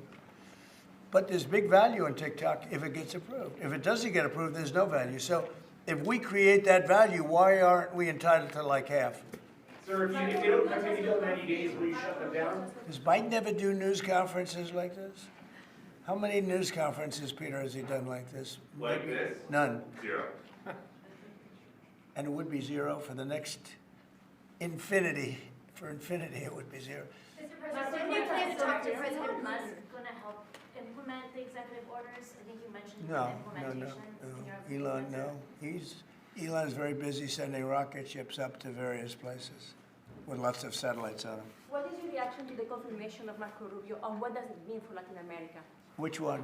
Marco Rubio. Marco Rubio. You said Marco. Marco. Rubio. Yeah, he's. I think he's great. I think Marco's doing a fantastic job. I think he's going to get a lot of votes. I think he's going to be at 90% or something. I mean, I'm hearing very good. People know him. They know him in the Senate. They know he's good. He's doing a good job. I don't know. I can't tell you. I don't know what's going to happen with that. He's got some very strong ideas, though, Marco. You signed the TikTok order, right? Did you sign the TikTok order? Yeah. Yes, that was just. I was laughing because he always just disses Biden like every slight chance. You guys always got to say something about Biden. I'm dead. That was funny. But like, at least he's being smart about it. You know what I'm saying? Like, taking the money from TikTok, that's like $500 billion to the U.S., which is crazy. I didn't even know TikTok was worth like $1 trillion. That's insane. Whatever picture you see first reveals what kind of person you are. Up first is this picture right here. If you just see a normal explosion, then you're the kind of person that gets scared very easily. You also hate fighting and try to avoid any conflict. But if you saw the couple kissing first, you're the kind of person that really wants a relationship, and you constantly think about your loved ones. Up next is this picture right here. If you saw a woman's face and a baby's face first, it means that you are very warm and loving, and you're probably the nicest person out of your friend group. But if you saw the man's face in the tree first, you're a very energetic person, and you're always on the move trying to go do something. This guy said that he worked as a funeral director assistant for about 10 years, and he had a scary incident happen to him at home. He woke up one night needing to use the restroom. There was a long hallway to the restroom, and he would usually walk in the dark since he had done it many times. This one instance though, as he began to walk in the hallway, it felt cold in the hallway, and then he felt a rush of cold air hit him. He then felt something swirl around his body, grab his neck, and pick him up where he was trying to balance himself on his toes. He couldn't breathe breathe or move, and he heard growling. In his right ear, he heard it speaking in a god-awful voice. He tried to recite the Our Father prayer, but he couldn't speak and the words weren't coming to him. He said that after the ghost/demon spoke to him, it let go and he fell to the floor. He was shaking and he wanted to scream to wake up other family members, but he didn't because they all had work and school the following day. He asked many priests about the situation. The common theme was that it may have been something demonic. Morbid Facts, Part 475. Earlier this year, 21-year-old Texas woman Juniper Bryson was charged with attempting to sell her newborn baby on Facebook. She agreed to sell her newborn to the highest bidder, but was only hoping for $200. Bryson was messaged by various people and told them she just needed enough money to pay for her DoorDash food and to move into a new apartment. She was reported to police by a couple she blocked on Facebook for asking if they could adopt her baby the legal way. Studies have shown that obese drivers are 80% more likely to die in a car accident than drivers who are not overweight. Earlier this year, 2 Brazilian influencers drowned during a yacht party after the boat was capsized by a massive wave. The women likely would have survived the tragedy had they worn life jackets, but reportedly didn't want to ruin their tans in selfies. If you were to remove all the blood vessels in your body and tie them together, they would stretch across the entire circumference of the earth 2 to 4 times. In 2023, a woman's leg became trapped at the end of a movable walkway at an airport in Thailand. Her leg was so deeply stuck that emergency crews had no choice but to amputate it below the knee in order to free her. She was quickly rushed to a nearby hospital where doctors were unable to reattach her leg. That's crazy. I see those things all the time at the airport or like anywhere, even in Vegas. Yo, imagine your legs get caught in that and you could just never get it back. You're just amputated. It's right there. You're done. Hey, I mean, at least you'd be a millionaire, you know what I'm saying? I'll never look at Pokemon the same after this. An unknown perpetrator recently managed to hack into Game Freak's documents and released countless files, including future game data, personal info about employees, and most notoriously, lore stories about sexual relationships between humans and Pokemon. One such story involves a young girl who is kidnapped by a Typhlosion disguised as a human that apparently proceeds to grape the child and get her pregnant with a human Pokemon hybrid. Another story involves a group of humans that capture and torture a bunch of Slackoths. One of the women in the group is later kidnapped by the Slackoth tribe and impregnated by their slacking leader, eventually giving birth to her own Slackoth baby. Similar disturbing stories detail human relationships with Lapras, Rapidash, and Octillery. Game Freak has reportedly apologized to everyone affected by the data breach. But it's unclear why these particular unsettling stories were ever written in the first place, let alone found among Game Freak's files. This is the most dangerous demon that you could summon right now. The demon's name is Zozo. It also goes by Zaza, I just thought I'd mention that. This demon is most commonly summoned by Ouija boards, but because of what Zozo does to you, you really do not want to summon it. You see, when Zozo is successfully summoned, he has just one goal. And that goal is to possess the person that summoned him. Once possessed, he will drive you to madness. And then if Zozo is successful, your life will be over, if you get what I'm saying. Now, contact with the demon Zozo has actually been documented over the years. In 1951, a boy named Ronald Doe was allegedly possessed by Zozo after using a Ouija board. And as recently as 2019, a YouTuber named Kyle allegedly made contact with Zozo, and some extremely creepy stuff ended up happening after his contact with the demon. Now, I personally will be attempting to contact Zozo on live tomorrow. Here's the event if you want to check it out. I'll be using a Ouija board and I'll be seeing if I can actually get Zozo to show up. That dude is so funny for that. He goes, okay guys, you do not want to summon this demon. And then he goes, okay guys, I'm going on live and I'm summoning this like, what are you doing, bro? Man, I knew it, y'all. So it came out that the reason why this man unalived his mother, the mother of his child, and his cousin is because he was DL. And it came out and for somebody found out. I think at one point maybe the baby mama found out and the information just kind of spread it. But according to what they're saying, he was actually on his way to unalive someone else. Now this all happened within the time frame of 9 hours, y'all. He was on his way to unalive another person. After he unalived 3 women, he was on his way to unalive someone else when he got into a standoff with law enforcement and ended up being unalived because he was on a rampage. This is sad, y'all. This is sad. Be your true self. Be your true self. Why would you unalive people? Because you're afraid to be who you are. And when people find out what you're doing, you unalive them. According to what happened, y'all, this man, according to what I looked into, it has been confirmed that this man was DL. It's just so sad. Rest in peace to his mother, his cousin, and the mother of his child, who was pregnant. First thing I wanted to say is, like, I could not take her seriously. The amount of time she said unalive, it was like, you know, she went through some TikTok ban trauma, bro. I used to do that. Like, they be sometimes on TikTok, they're so sensitive with certain words that at certain points, like, your whole video will get taken down and you can get like a strike. So when you hear these people say like unalive, it basically means like die, they got killed. You know what I'm saying? Pretty simple. When you heard she said what, DL, that means he's down low, which pretty much means he's like gay on the low. But yeah, these apps, they get kind of weird with certain words. Like, that's why you hear people sometimes don't say the full word. They'll be like he unalived themselves or something like that instead of the other word. They'll say SA instead of what it actually is. They'll say grape, like, you know, the fruit. She escapes with a second to spare. Hey, yo, Rich.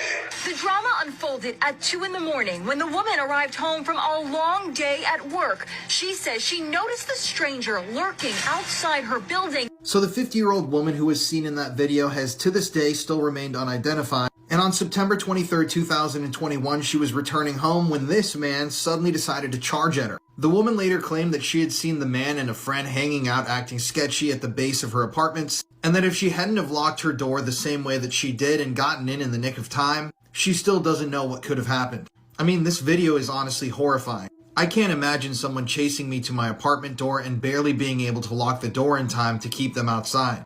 Who knows what this person would have done if they had gotten into the apartment with this woman?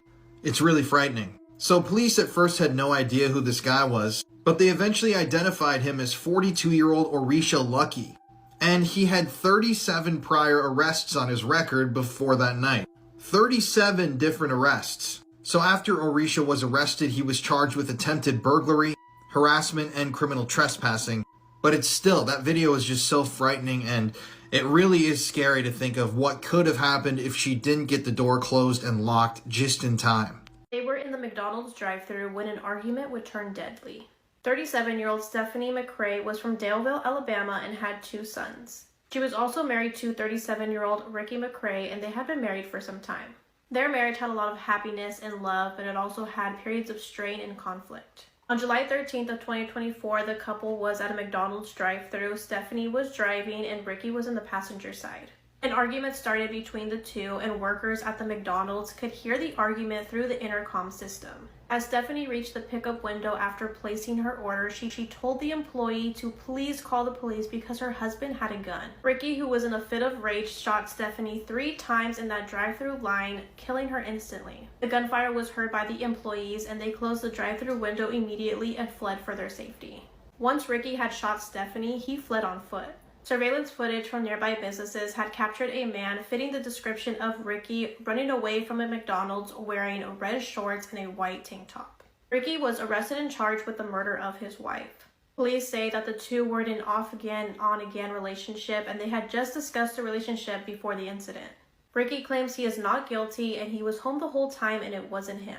As of right now, Ricky remains in custody awaiting further court proceedings. What if you had a fetus growing inside of your skull right now and you had no idea? In China, an unborn twin was found inside of the skull of a 1-year-old child. This led to more research in fetus in fetu, where the twins fuse and then only one of them kind of undergo development. And in this case, the other one's in their skull. Also, as you can see behind me, this is what they pulled out of the brain. It's about the size of a hand from what I can tell. Maybe a little smaller than a hand. I see some fingers up over here. But that's still pretty significant in size to be inside of your brain like that. And the x-rays just look wild. I'm curious to see how this affected the other twin. Did it have any cognitive impairments on the other one? Did it hurt at all or something? I'm just surprised the other twin's body, while undergoing development, didn't dissolve the twin and kind of consume them. That's apparently a thing that happens when twins fuse. The other one kind of absorbs the weaker one. But this thing looks like it came out of Stranger Things, like season 2 when Will like puked that thing into the sink. Also looks like a sandworm from Dune or Jabba the Hutt. Let me know your thoughts in the comment section below, and as always, these videos are for informational purposes only. That thing looked insane, dude. What? I'm pretty sure the kid probably felt something weird in their head. That's why they got the x-ray scan, because he probably was like, why does my head hurt so crazy? And he definitely was cognitively impaired. So I found these conspiracy theories that are so believable they actually might be true. Part 2. Number 1. An unknown super predator in the ocean. There was a 3-meter long great white shark that was tagged. 2 hours later, a fast-paced dive was recorded, and it was too deep for great whites. There was a temperature shift that went from 46 Fahrenheit to 78. That is a temperature that can only be achieved inside the belly of another living animal. Now, we all know that killer sharks kill sharks, orcas. But let's not forget that orcas are technically whales. They breathe air. They don't go that deep into the ocean. Number 2. The Simpsons 9/11 attack prediction. In 1997, The Simpsons released this episode predicting a 9/11 event at the World Trade Center in New York. When they reached, there were Jews outside staring at the towers waiting for something to occur. This was released 4 years before the actual incident. No comment. Number 3. Courage, the Cowardly Dog. Muriel and Eustace were turned into puppets at the end of the first season. He had full control over his owners, and all the other episodes were completely the dog's imagination. My childhood just got destroyed. This one shocked me the most. Number 4. Amber Heard's lawyer. In the 2013 film premiere of The Long Ranger, there was a fan holding a camera hoping to get a picture with the star himself. So the theory is she was in on it the whole time. She's obsessed with Johnny. This is dangerous. What's the creepiest conspiracy theory that you heard of? That Simpsons 9/11 one gotta be... That's too coincidental. It's gotta be like some facts behind that. This case was brought to my attention as not a lot of people are talking about it. 27-year-old Gahar Reamer Weeb, who went by George, and if I mispronounce that name, please correct me in the comments, he was found deceased in a field back in June of 2020. His remains were so brutal that it took investigators 10 days to identify who he was. After they had made the identification, they quickly deemed that this was a homicide. After making their first arrest, they quickly were told that George was tortured for 3 consecutive days until he took his last breath. 3 more arrests have been made since then. The last arrest was actually just last week. From what reports have said, they believe that only 4 people were involved, and so far 4 people have been arrested, so I believe that George's family can finally seek justice. I don't know about y'all, but this is more than just a little spooky. Pure evidence. Hello, my friend. Those aren't skulls discovered in Africa, but they are still very cool, as these are actually skulls created by an artist named Takeshi Yamada. He's known for creating some very interesting things. I love his creations. And of course he's created a range of very interesting skulls. As always, come talk to me on Discord. We've been having some cool discussions today, and I've been sharing some AI art. This is an AI depiction of a jinn from Islam and Arabian folklore. To talk on my Discord, check pinned. They had no idea that this casual trip to the Palace of Versailles would turn into something that defied all explanation. Somehow they managed to travel more than 100 years into the past and found themselves surrounded by people and landmarks that no longer existed. On the newest episode of My Dark Corner, my new podcast, I talk about the Moberly Jourdain incident. If you've never heard about this, it's a case of possible time travel. Charlotte Moberly, the principal of St. Hugh's College in Oxford, decided to take a trip to France and visit the vice principal candidate, Eleanor Jourdain, in order to see if they'd be a good fit working together. After spending days exploring various landmarks, they decided to take a trip to the Palace of Versailles. They weren't expecting much. They thought it would be a pretty uneventful day, but things took a very strange turn. As they wandered deeper into the gardens in search of the Petit Trianon, the atmosphere shifted. The air felt heavy, the sounds of tourists disappeared, and the world around them seemed different. They passed several people dressed in old-fashioned clothing, like 2 men who wore gray-green coats and 3 cornered hats. At first, they assumed these men were gardeners, but something about the scene didn't feel right. As they walked on, they felt an overwhelming sense of anxiety and depression, like they'd stepped into a dreamlike haze. Then, as they neared what they believed to be the Petit Trianon, Charlotte noticed a woman sitting near the terrace sketching. Now, this woman looked eerily similar to Marie Antoinette. She was wearing an oversized hat and a light summer's dress that looked centuries out of place. Just as suddenly as this strange dreamlike situation started, it was over. They finally reached the Petit Trianon and everything seemed normal again. Tourists, wedding parties, the usual hustle and bustle. But when Charlotte and Eleanor finally compared their accounts, they realized that they hadn't seen the same things. Charlotte saw the woman that looked like Marie Antoinette on the terrace, but Eleanor hadn't. When they finally revisited the palace, they were shocked to find the grounds looked incredibly different. What they saw was how the palace was supposed to look present day, but somehow what they saw in August of 1901 was what the palace looked like over 100 years earlier. For several years, they tried to make sense of what they saw, researching the palace's history and trying to find a solution. Some people believe they somehow slipped back in time, while others think they might have experienced one of Marie Antoinette's memories. But to this day, no one really knows what happened. If this story seems interesting to you, check out My Dark Corner for the full episode. It's available on Spotify, Apple Podcasts, and the audio version is up on YouTube. This is what they got locked away in the Forbidden Secret Archives. Something that took 12 world-renowned scientists to successfully record back in the 1950s, who are said to have been part of a classified project that created a device that can look into our past, which all came out in a book called The New Mystery of the Vatican, written in 2002 by Francois Brune, a priest who worked very closely with the Vatican, who was told by his colleague, Father Pellegrino Ernetti, a priest, monk, and exorcist, who was also a scientist, engineer, and lifelong scholar. Quite the decorated man, and a well-educated guy too, like he definitely wasn't a crackpot or anything. While the two were discussing interpretations of the Bible in the 60s, Ernetti claimed that he had seen exactly what happened in the book with his own eyes. Just a decade earlier, he was working on a project deciphering old Gregorian chants from tape recordings, when he seemingly heard the voice of the head priest's deceased father talking through the recorder. Like they tapped into a conversation he had decades ago when he was still alive. Captivated by the idea of capturing sounds from the past, Ernetti got together a group of scientists to work on a new project commissioned by the head priest, among whom was rumored to be Enrico Fermi, the father of the Fermi paradox and the creator of the world's first nuclear reactor, and Werner von Braun, a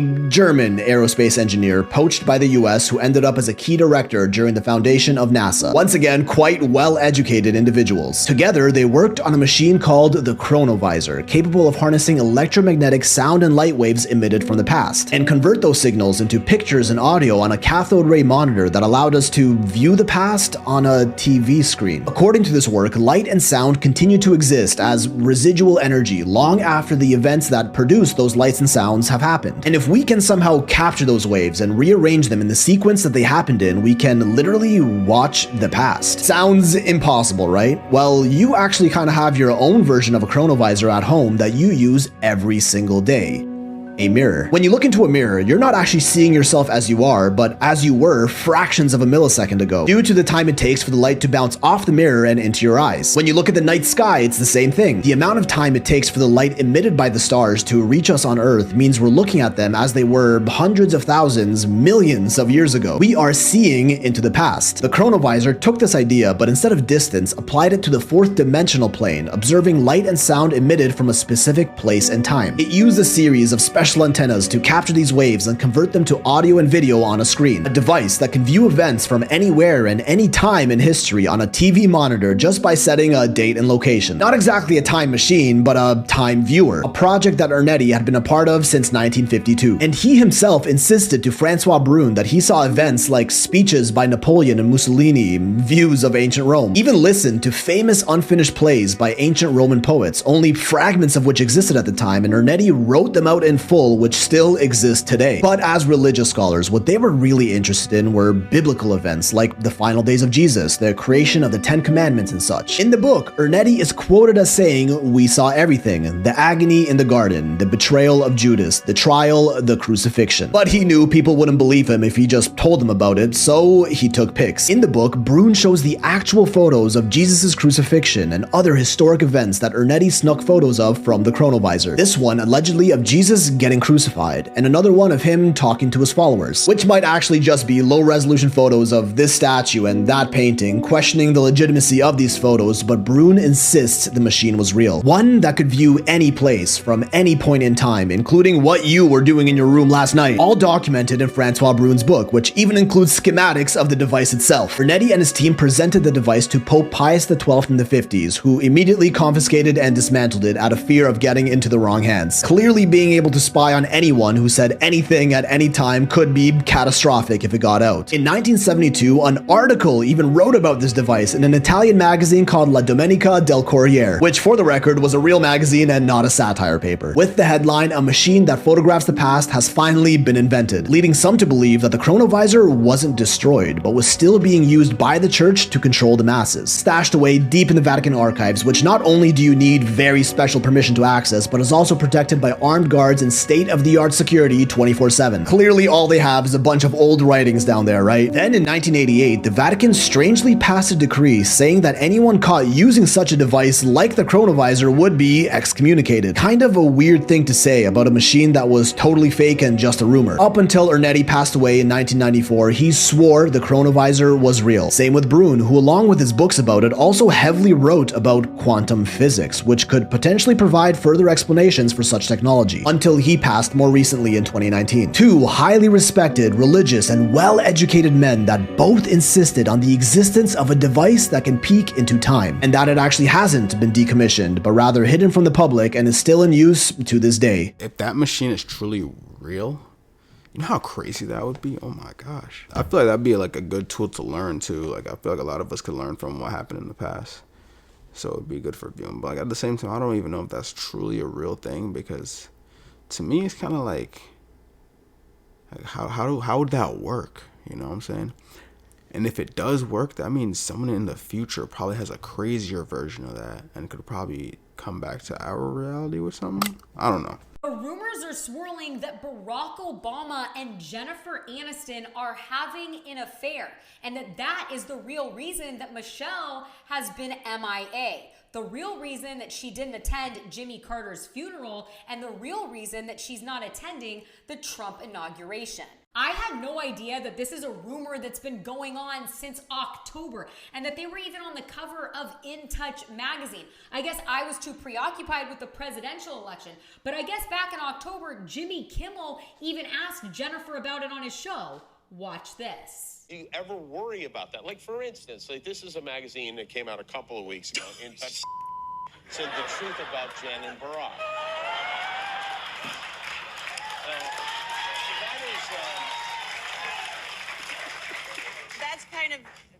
That was of all the calls you get from your publicist where you're just like, oh no, what's it going to be? Or the email saying, you know, some cheesy tabloid is going to make up a story, and then it's that. Yeah. Does your I was not publicist mad ever at go it. like, is there any truth to this? Or is it... No, that is absolutely untrue. Well, I know it's not true. Yeah. I just don't know if everybody knows. Well, it is untrue. Oh yeah, Jimmy, because we're all taking your word for it. Could it be possible that America's sweetheart could turn into a home-wrecking villain? Because we all know everybody would take Michelle's side. As always, I want to hear what you think about all of this down below. Damn, all the great black men are getting exposed for cheating. Bro, they said LeBron was cheating. Now they said Obama's cheating. That's crazy, man. This is a bad look, y'all. I don't know. I feel like we should have been knew LeBron was cheating on his wife. Like, I'm sorry. He's a basketball player. Richest basketball player of all time. Hangs out with Drake and Diddy. Like, obviously this dude's cheating. Like, let's be real, bro. I'm sorry to break y'all hearts, but let's be... Damn, Obama. That's a bad look. But why did she come and say it was the Jennifer girl fault? Like, she's being the homewrecker. She is not the one that's married.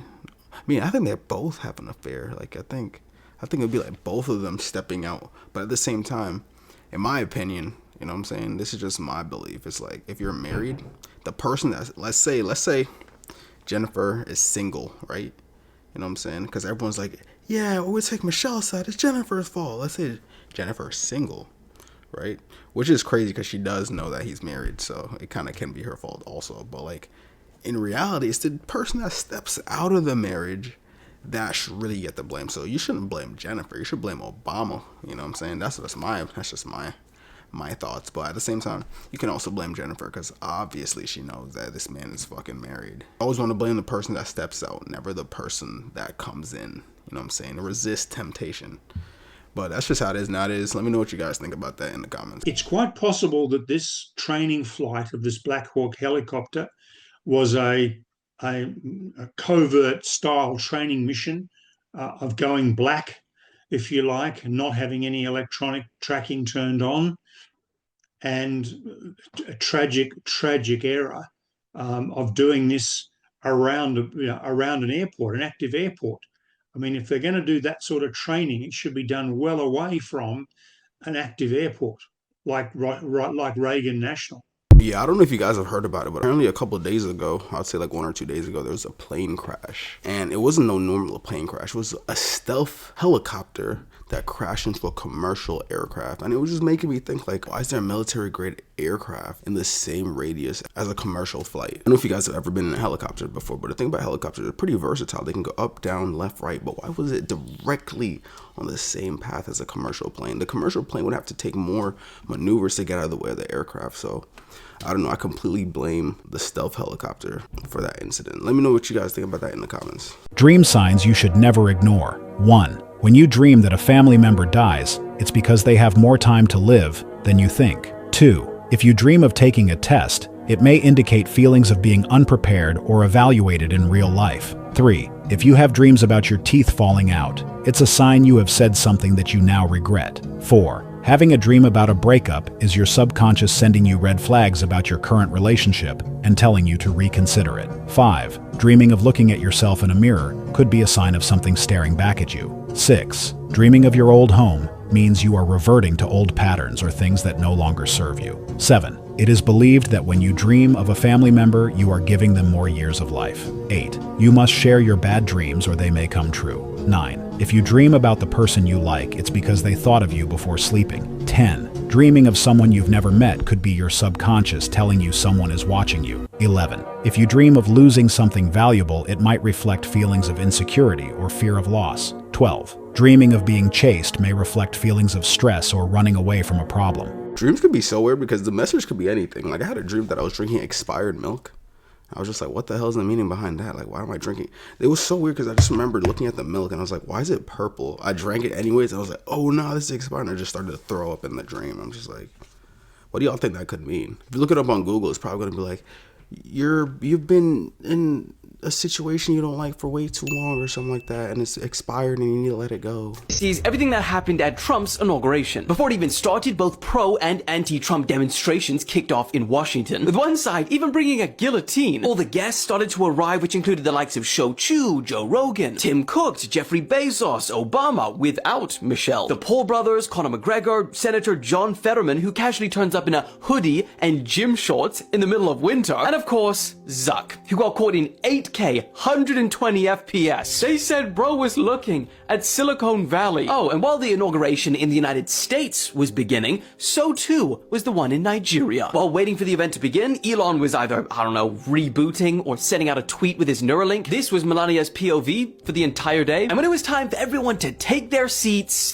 Theo Von's collapsed. After which he said, JD Vance was sworn in as the vice president with his right hand up and his left hand on the Bible. And then when it was Donald Trump's turn, he only put his right hand up. So he either forgot or just didn't put his left hand on the Bible as is customary. And after, once it became official, Trump then gives his speech where he says a number of things like the golden age of America begins right now, that as of today, the official policy of the United States government is that there's only 2 genders, that America will plant their flag on Mars, that they will drill baby drill, take back the Panama Canal, push for a colorblind merit-based society, and rename the Gulf of Mexico to the Gulf of America. Once the inauguration after party began, we got Mike Tyson on Jake Paul's shoulders, Elon Musk sending the internet into a frenzy after doing this, we got Trump dancing with a sword, Trump and Elon moving their body to music, oh, and hyper-realistic footage of what Barron Trump looked like all day. Trump then went on to sign a huge number of executive orders, which I will go through in a part 2 in a couple of hours. Worst ways people have died. In 2008, 17-year-old Asia LaShawn Ferguson was riding the Batman ride at the Six Flags amusement park when his hat flew off his head. After getting off the ride, he scaled 2 fences and entered a restricted area in an attempt to retrieve his hat. As he reached his hat, the Batman ride came barreling towards him at 50 miles per hour and ended up decapitating him instantly. Next, in 2013, 22-year-old Kyle Lee Stocking and his 5 friends saw a rope swing stunt on YouTube and wanted to recreate it. Everything was fine, but there was one fatal thing that they didn't check properly.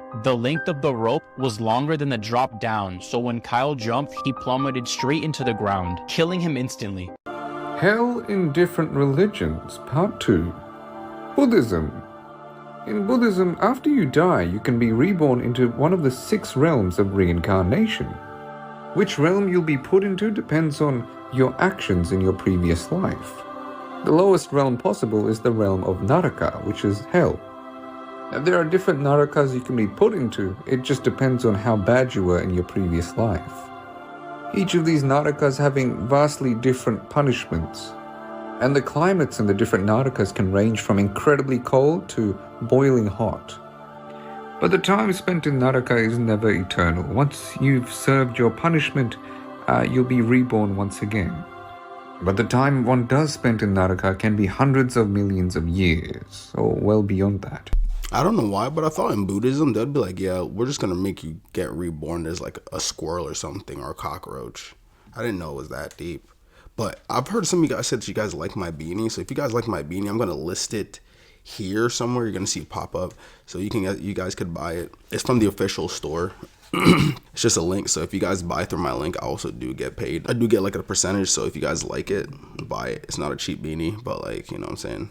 Nice things are not always cheap. This man served 17 years in prison after being mistaken for someone that looked just like him. In 1999, Richard Jones was falsely accused and imprisoned for a robbery that happened at a Walmart in Kansas. A robber tried to snatch a purse from a woman in a parking lot, but this man was not Richard. It was a man who looked just like him and had a similar name as Richard. The person that they should have been looking for was this man named Ricky Amos. But unfortunately, an eyewitness at the Walmart identified Richard as a culprit and testified against him in court. Even though Richard had an alibi at the time of the crime, it wasn't enough evidence and he was put behind bars for a 19-year sentence. Richard tried to appeal, but nothing ever came out of it. Now, 16 years later, in 2015, other inmates began telling Richard that there was another inmate who looked just like him. Richard had a gut feeling, so he contacted his attorney, and when they put Richard and Ricky side by side, it was clear that they were identical and they might have made a mistake. 17 years later, Richard was finally released from prison when the witnesses said that they can barely tell the difference between the two men. After his release, Richard received a $1 million settlement by the state. If life gave you a choice right now, right? It says, hey, choose between 17 years of your life in prison, but at the end of it, you get $1 million. Which one? What would you do? Would you not take it, or would you take it? Let me know your thoughts about that. Urban legends that ended up being real, part 28.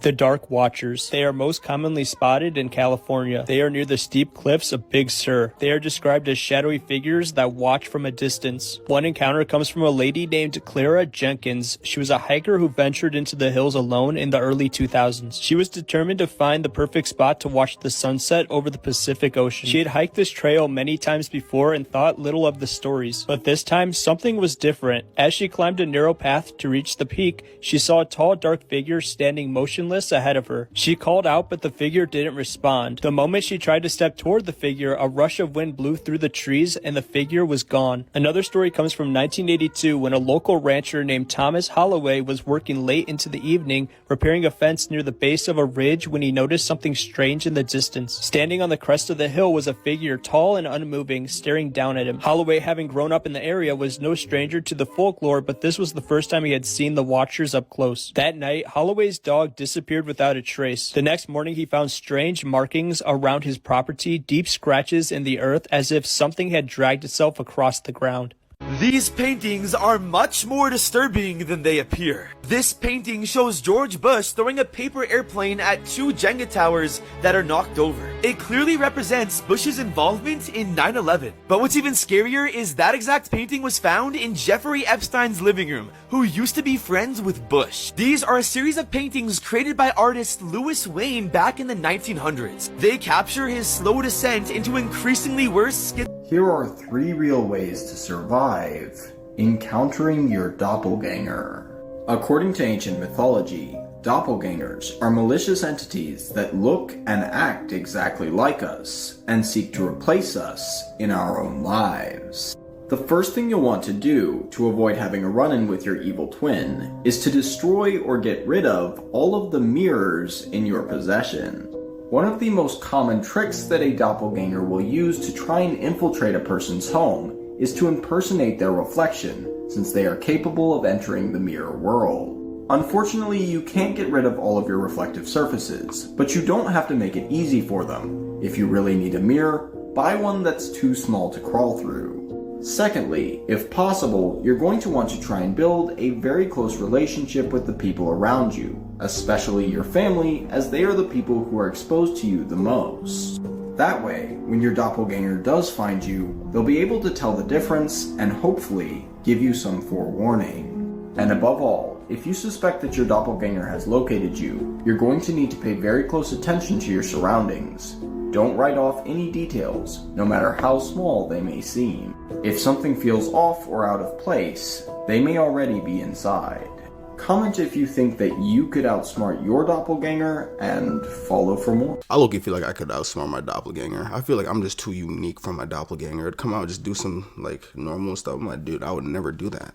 That's not me, dude. Nurse put this dying baby beside her twin sister to say goodbye, but it's what happens after that will make you cry. Twin sisters Kyrie and Brielle Jackson were born in Massachusetts in 1995. They were born 2 months early, so they were struggling to breathe and stay alive. So they were put in separate incubators to make sure they would stay alive. As the days passed, Kyrie's condition got better while Brielle's got worse. She was turning blue and was just barely alive. Brielle was dying and the nurse was doing everything she could to help her, but it wasn't working. A few days later, the nurse decided it was finally time to let go. So she put Brielle beside Kyrie to say one last goodbye. But as she felt the presence of her twin sister, something amazing happened. The nurse couldn't believe it. Brielle began to breathe normally again and made a full recovery. This is Kyrie and Brielle today, happy and healthy. Proof we are not alone, part 2. These are fossils recently discovered in Egypt, and what they show is terrifying. You can see when the fossils are placed together, they completely dwarf this human. What you're seeing is an ancient Egyptian demon of chaos called Apep. Hello, my friend. What you're actually showing are whale fossils. Discovered in a place in Egypt called Wadi al-Than, meaning Valley of Whales.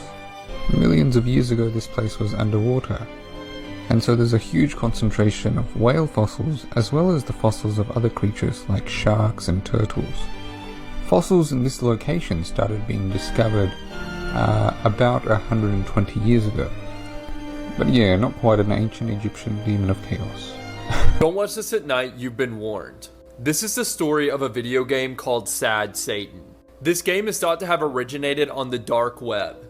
In the original game, supposedly found on the dark web, you walk down a hallway while horrifying images are shown to you. These images allegedly include things like CP, mutilated corpses, and other snuff content, and apparently even playing the original version of the game would destroy your computer because of all the viruses that it had attached to it. Now, nobody has found the original version of the game and people aren't even sure it exists. But there is a quote clean version of the game that you can actually go and watch gameplay for. Mom with a giant belly thinks she's having twins, but then the doctors make a shocking discovery. Mike and Hannah were trying to have kids for so long, and after years of failing, her pregnancy test finally showed positive. Her belly was growing really fast, and after the first ultrasound, it turns out she was having twins. The couple was really happy all throughout the pregnancy until she was about to give birth. But a couple weeks before the babies were due, her belly really started hurting and her water broke. She was immediately rushed to the hospital where doctors made a shocking discovery. Before I tell you, do you want to get paid to literally just walk? Well, I found this app that pays you for every step you take. And today, I've already made 100 sweat coins. Press the link in my bio if you want to get paid. too. When the doctors performed the C-section, it turns out she wasn't carrying twins, but she was actually carrying quadruplets. Mike and Hannah were so happy to be parents to 4 beautiful babies. Well, that's crazy. So for twins or triplets and quadruplets, do you have to do C-sections or do you push those out? Because how do you push out 4 babies back to back to back?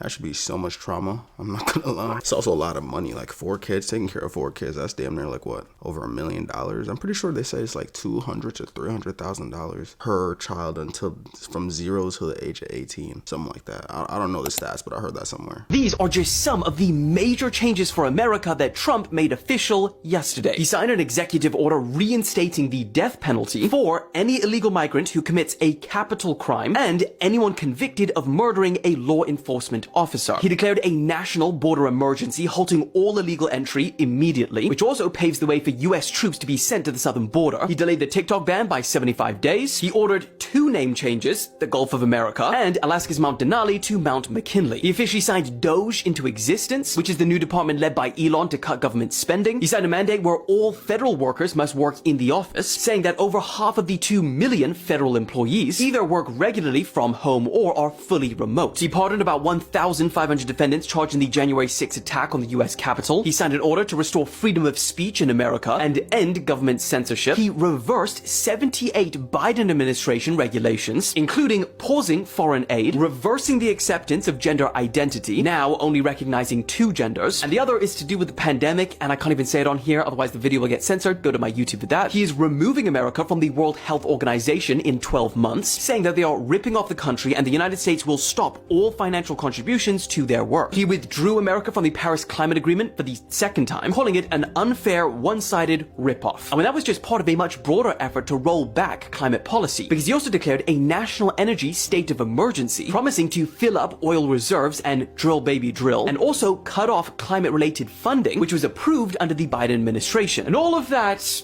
was day 1. So the question is, does this excite or scare you? For hundreds of years, people in California have reported seeing these tall, dark figures standing on tops of mountains watching over people. These cloaked figures are called Dark Watchers. Most people see these figures and notice how tall they actually are. These guys mainly show up in the afternoon.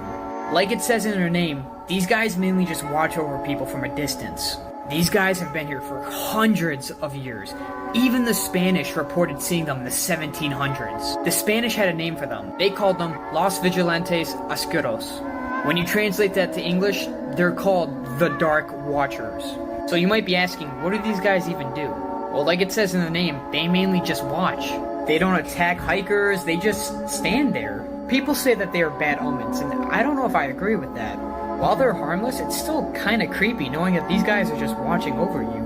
What's even weirder is that if you try to go near it, they just completely vanish. It looks like I might have been wrong about the Pooniverse all along. When it was first initially announced, I thought the Pooniverse had to do with all of these characters fighting one equal being or just unaliving people in general. I didn't know they were going to be fighting each other in some gauntlet-style horror movie. This photo was released yesterday with the caption, "Place your bets," with Winnie the Pooh looking at Peter Pan. Of course from Winnie the Pooh Blood and Honey 2, and Peter Pan from Peter Pan Neverland Nightmare, with the title, Pooniverse, Monsters Assemble. Now look, I could be completely looking at this wrong, but it looks like these two are either A, going to be teaming up, or B, they're going to be scrapping. Their universes may be colliding. So on one hand, you have all of the characters from Winnie the Pooh Blood and Honey 2, Tigger, Piglet, Owl, and of course Winnie the Pooh, versus everybody over in Peter Pan Neverland Nightmares universe, which if you haven't seen the movie, you have Tinkerbell, Peter Pan of course, and Captain Hook. For some reason those odds don't make sense. You also have to take into account other characters that are going to be releasing later this year, with Bambi the Reckoning. Bambi's going to be in on that too. And finally Pinocchio Unstrung. Now we also got this list that was recently released. Some other movies that are going to be coming out. Maybe not this year, but in the universe itself. Winnie the Pooh Blood and Honey 3, Awakening Sleeping Beauty, Alice in the Mad Hatter, and Snow White Returns. All from this picture, it looks like they're going to be fighting. Who are you putting your money on? This is why you should always lock your doors.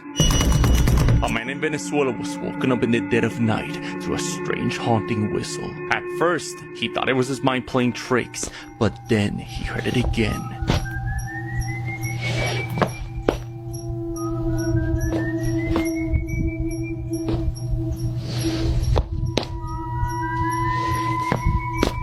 Dragging footsteps echoed through the silence, creeping towards his room.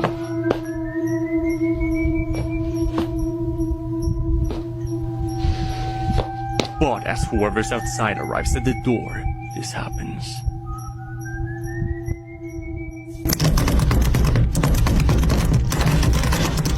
RETHINK tries to get inside. The man believes he was visited by El Silbón, a wandering spirit of death from Venezuelan folklore, known to enter homes with open doors. The further it sounds, the closer he is. What? There's a theory why they actually took down TikTok for that little period. Why? Apparently, like, they didn't even have to ban, or they didn't have to take it down. Okay. Because they never got like a notice from the government saying, yo, let's take it down. So them taking it down was almost the litmus test to see how it would go. Okay. If that makes sense to you. Yeah. Now, the theory is, the reason they did that though, was because there's too many real conspiracies on the app that were becoming way too popular. Okay. And they just wanted to reset everybody's algorithm. So a lot of people on TikTok right now, they're saying they used to have all of these TikToks of conspiracy theories, LA fires, Diddy, Luigi, and there was so much at once. Yeah. And it's hard to stop that from becoming popularized if that's what's going viral, right?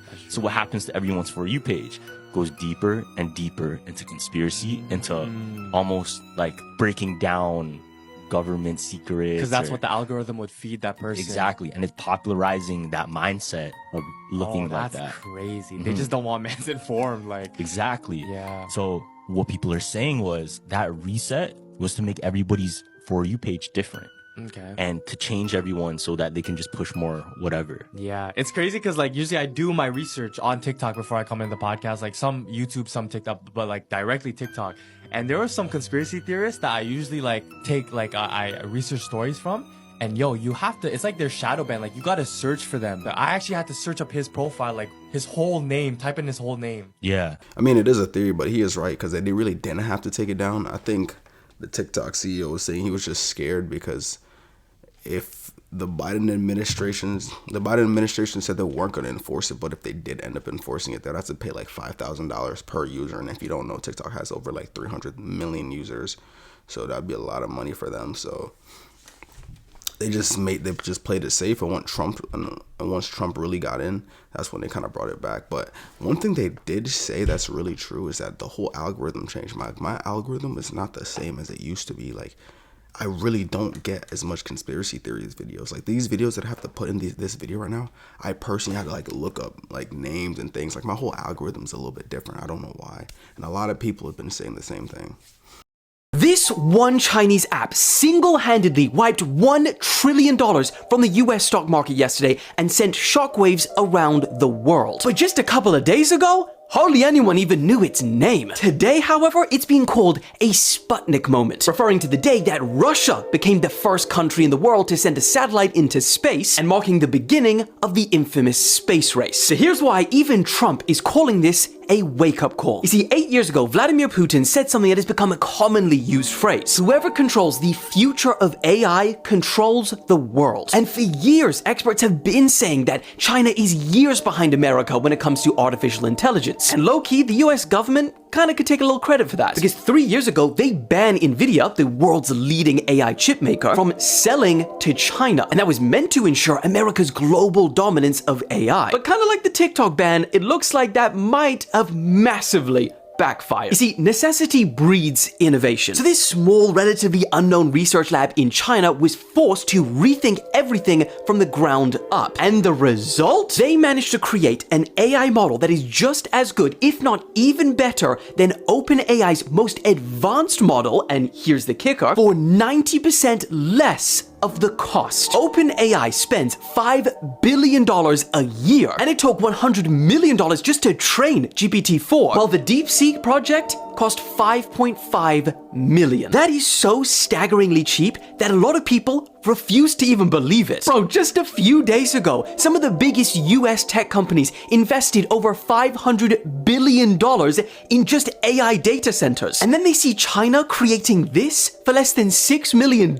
Of course the US stock markets would crash. In fact, Nvidia lost close to $600 billion in market cap, becoming the biggest drop for any company in a single day in US history. Oh, but DeepSeek? They did one more thing. They not only dropped this AI for free, while OpenAI is charging $200 a month, but they also dropped it open source, meaning anyone, anywhere can access the code, improve it, adapt it, and even use it to build their own AI models for free. And that is insanely ironic because OpenAI is closed, while DeepSeek is now literally OpenAI. This caused so much disruption that after they shot to #1 in the App Store, they were forced to temporarily limit user registrations due to large-scale malicious attacks on their services. And just like that, all of us, we just witnessed an inflection point where the race to create the world's most advanced AI just got freaking serious. And that is scary. Yeah, bro, I've been trying to tell my friend for the longest, like, I think China is, like, catching up to America. Like, I feel like Americans do not, and really badly do not want to admit it, but, like, I think China is literally catching up. Like, TikTok is a Chinese app. This DeepSeek stuff is a Chinese AI that's apparently better than any AI that the US has ever created. All we know, China can honestly be the best country in the world, and the US might just be telling us that we're the best. Like, you really would never know. But all I know is that within the next 10 to 20 years, there's a possibility that China could be running America, unless we could change our circumstances. Curdling facts that you wish you never knew. Part 18. A man from Queens once spent 5 months in jail completely unaware that his bail was just $2. Since spiders molt, when you see what you might think is a dead spider, it could just be that the spider left behind its exoskeleton and is now bigger than before. Dr. Seuss cheated on his wife while she had cancer, and then she proceeded to commit suicide. Almost everyone on Earth is walking around with a bunch of poop inside of them. Scientists accidentally killed the world's oldest living animal, which was a clam that lived to be 507 years old. Statistically speaking, at least one person who comments on this video will not be alive tomorrow. The real reason you shouldn't eat raw cookie dough isn't because of getting sick from eating raw eggs. It's because you shouldn't eat raw flour, which contains fecal matter from all the birds flying over the field and pooping on the wheat. What was the Russian sleep experiment? The Russian sleep experiment is where they took 5 prisoners of war and kept them captive in a room for 30 days without sleep. The whole goal of this whole experiment was to see what would happen to the human body and mind without sleeping for 30 days. Kind of like a sleep deprivation experiment. And I'm gonna be honest, the way they were keeping them awake was absolutely insane. Not only having oxygen constantly pumped throughout that room, kind of like a casino, because obviously there was no windows because they didn't want them to know what time of day it was. Sort of, as I said, like a casino where they pump oxygen in, you have no idea what time it is, and you kind of always feel awake. But the other way they were keeping them awake was by pinning them with amphetamines to ensure them staying awake. Now obviously the experiment did not go as planned, with some of them just being unalive just due to the fact of being up for too long. Others screaming so loud that their vocal cords actually ripped out, causing them to be unalive. Now back in 2018, we were supposed to be getting a full feature-length film, a real adaptation of this creepypasta into a movie. Now there are some pretty good short films on YouTube depicting this whole entire story, but we were supposed to get a feature-length film a couple years ago. Now obviously this is a creepypasta, so comment down below what creepypasta I should cover next. Facts that'll make you smile, part 8. Seahorses will get married and perform daily bonding rituals with their other half. When your dog puts its paw on you when you're petting them, that means that they're petting you back. Cats don't meow to other adult cats, so if one meows at you, that means it's making an effort to communicate with you. Rats can learn how to play hide and seek, and they will squeak with joy when they win. Sometimes in movies, when dogs have to look very mean and threatening, they actually have to redo their tails with CGI because they won't stop wagging because they're doing such a good job acting. When bees run into each other, they actually make like a little whoop sound. Fish are actually able to recognize their owners. There's this weird misconception with people that they think that fish can't see out of the glass of their aquarium, but they actually have surprisingly good eyesight.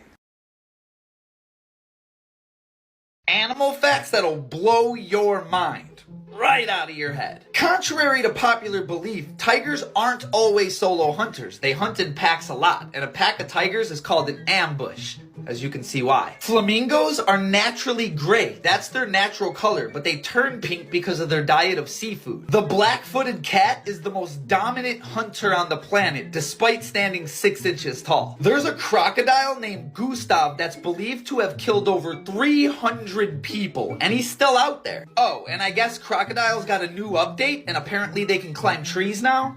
The chicken is closer related to the T-Rex than it is any other bird on the planet. There is not one report of an orca ever attacking a human in the wild. Dolphins like to get intoxicated, and they do it by passing around a pufferfish and using its venom. The biggest threat to a porcupine's life is themselves. They like to climb trees, and sometimes they fall and pierce all their quills right through themselves. Under all that fur, polar bears have black skin. It looks like a chupacabra. And the best fact of all, in 2022, the panda status changed from endangered to vulnerable.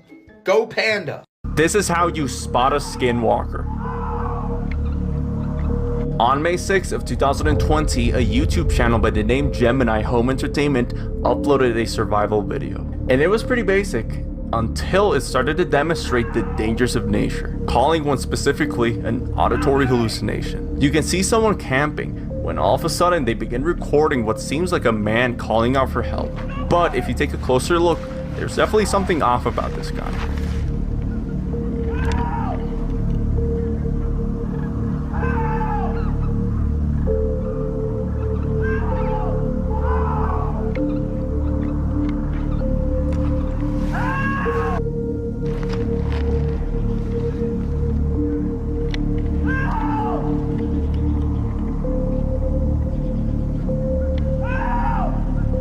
To this, the video says don't approach it. If you hear them, they have already heard you. Because I'm thinking, like, what if, like, just what if that was someone that actually needs help?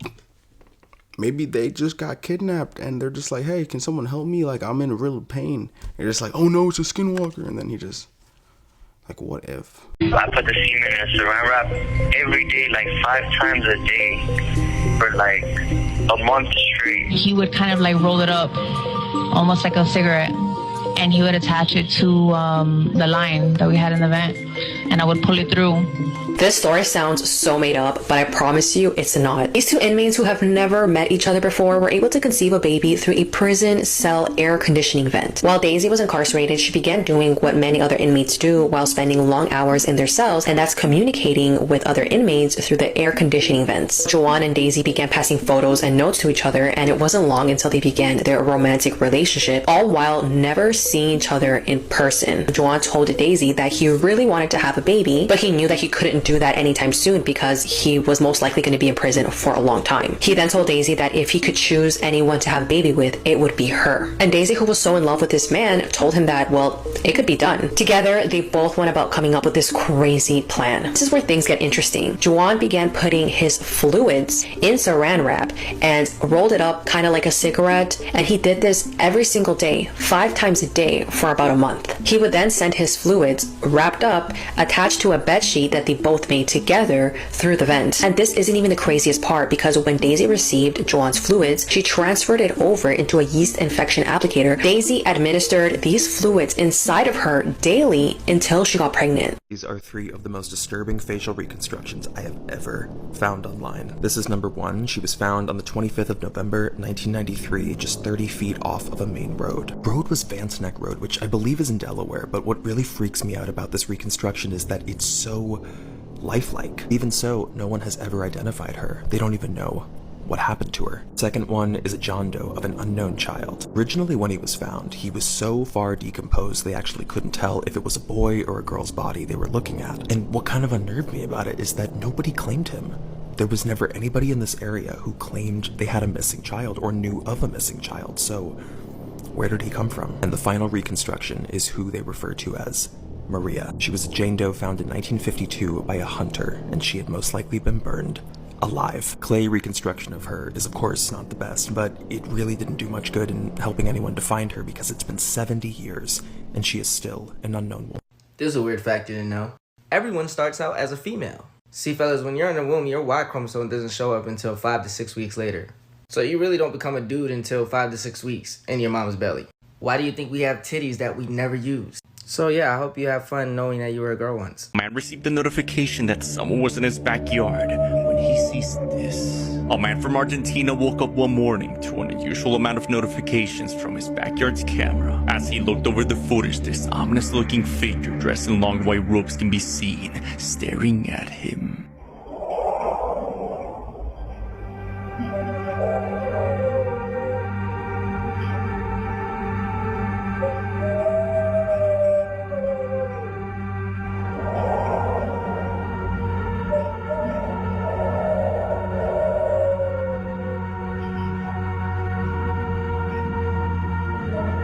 The man believes this entity followed him back home after he tried communicating with spirits at a nearby gravesite. After this entity manifested itself, he explains that many of the neighboring dogs began to weep as if they felt its presence. Could this really be something as sinister as La Llorona captured on camera? Or is this all just an elaborate ruse? I'll let you decide.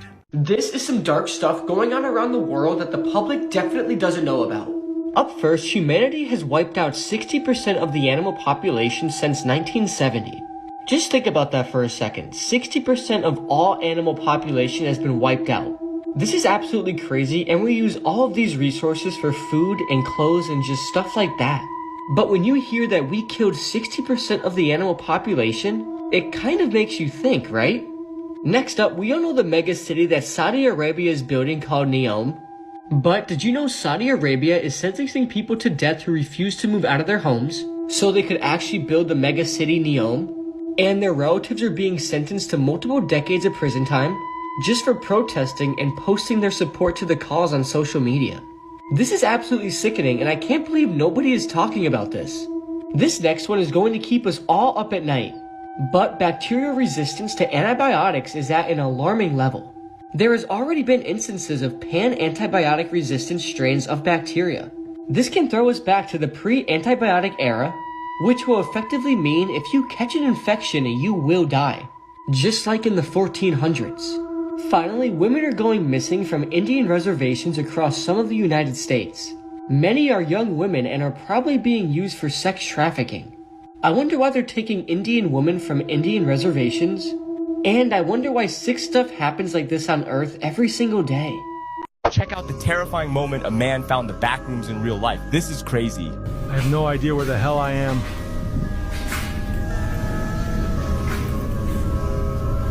This place is so creepy.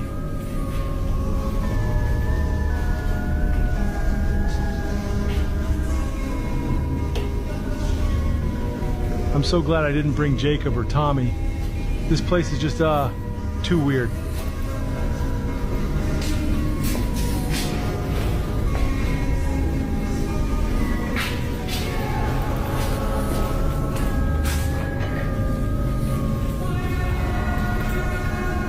I'm getting out of here.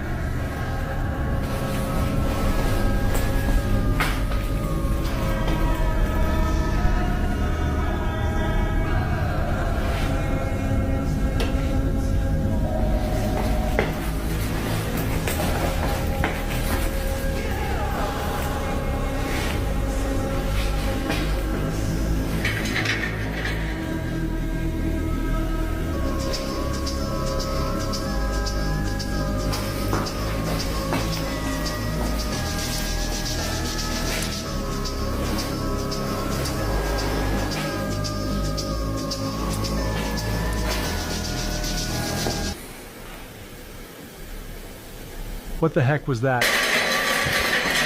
Why is no one talking about this mannequin and its creepy backstory? This is La Pascualita. The mannequin has been in the window of this Mexican bridal shop since the 1930s.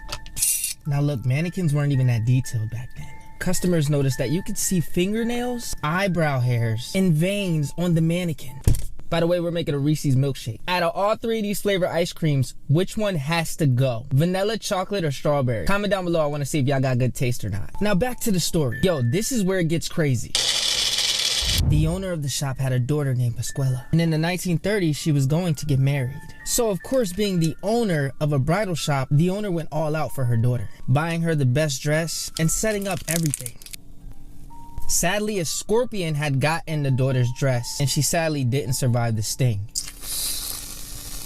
People say the exact next day a mannequin appeared at the front of the shop, and she looked strangely similar to the daughter. Even the dress looked similar. Aw, snap. Look at that. Woo, sweet baby diabetes. They believe the owner did not want to lose her daughter, so she dipped her in wax to preserve her forever. Do you think this is the shop owner's daughter? And make sure to hit that follow, because tomorrow's story is insane compared to this one.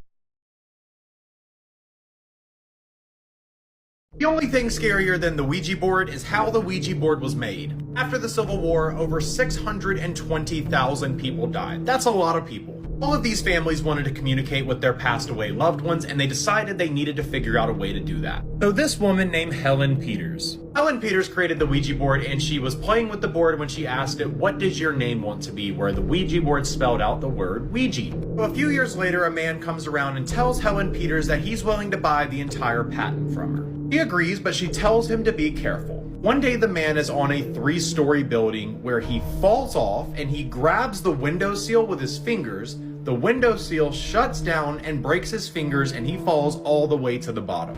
He's still alive. The people go, they pick him up and they put him in the car, and they're transporting him over to get to the nearest hospital. While the car is driving, they hit a bump in the road, and one of his broken ribs pierced his heart. One of Helen Peters' last ever words before she passed away was to be careful of the Ouija board because it lies. Now Hasbro Games basically owns the entire thing, and they sell it inside of kids stores. This video blows up enough, I'll go buy a real Ouija board and we'll see if it's real. Like and follow. It's because they're the most athletically disrespectful creatures on Earth. There's no situation where a cat needs to be doing any of that. You see, leopards had a problem. I'm sorry, Zevi, it's too catchy. They live in Africa, but they don't weaponize the power of friendship like lions or hyenas, or a clan of Cujos, or even Baboon Mafia. And being a solo dolo hunter, well, you see how that goes for cheetahs. They literally have anxiety, but leopards have something cheetahs don't. Two things, actually. They're the best climbers of any cat, and pound for pound, they're the strongest, and these are cats we're talking about. They're plenty OP already. Basically, you got Teen Titans Robin in the form of a weaponized panther. Huh, that is a rhino. Yeah, that is a giraffe. And being able to climb means they can dodge the same smoke that gets cheetahs cooked. So not only do leopards have the longest grocery list of a big cat with like 90 something animals, they have the widest range of any too. But they're also crafty enough to live right next to people. They will pull up to your front door in some places. And because leopards can and will murk anything, in some places they realize that pet dogs are easy calories. I can't show you this video, but by the grace of God and plot armor, the dog made it. Also, hot take, the most dangerous predator is a predator with predators. And since leopards get got by lions and tigers too, they're much more likely to be on site with people if they feel threatened. So yeah, leopards are a flex and my second favorite big cat. What's the first? The more you know. This is why you always lock your doors. Will from Will Whereabouts was camping in the middle of the woods in Box Hill, UK, when suddenly, late at night, he's awoken by what sounds like human voices.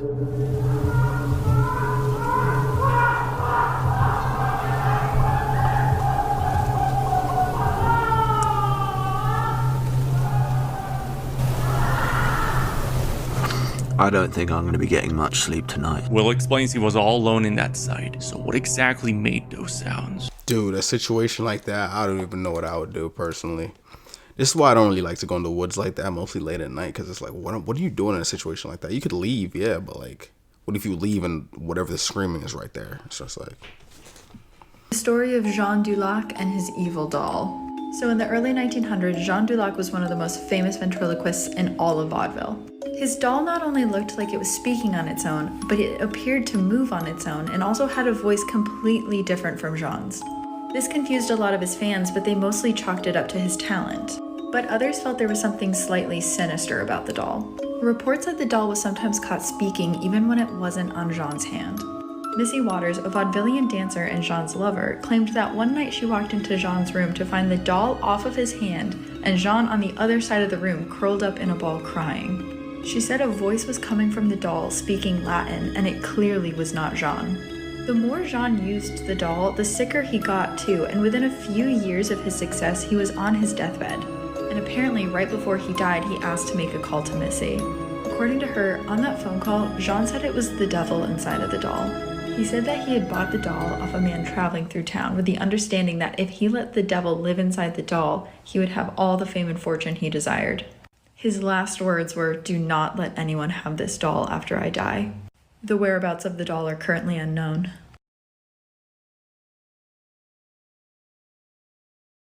Killer whales go through menopause and it makes them the best grandmothers in the ocean. So orcas can live for 50, 60, some even reach 80 years, but the female will stop being able to have kids at around 30 to 40.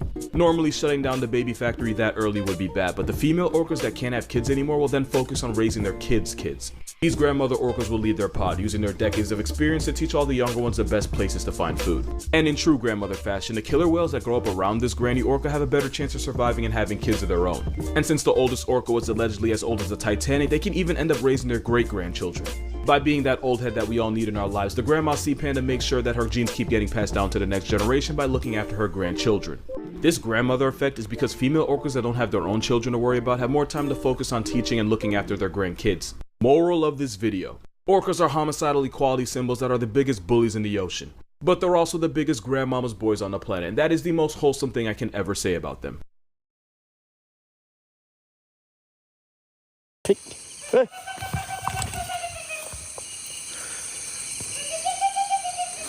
Hey, hey, hey, hey, hey, hey, hey, hey, hey, sit there, sit there, sit there, sit there, sit there, sit there, sit there, sit there, sit there, Allahu Akbar, Allahu Akbar, Subhanallah, Subhanallah, La ilaha illallah, Muhammad Rasulullah.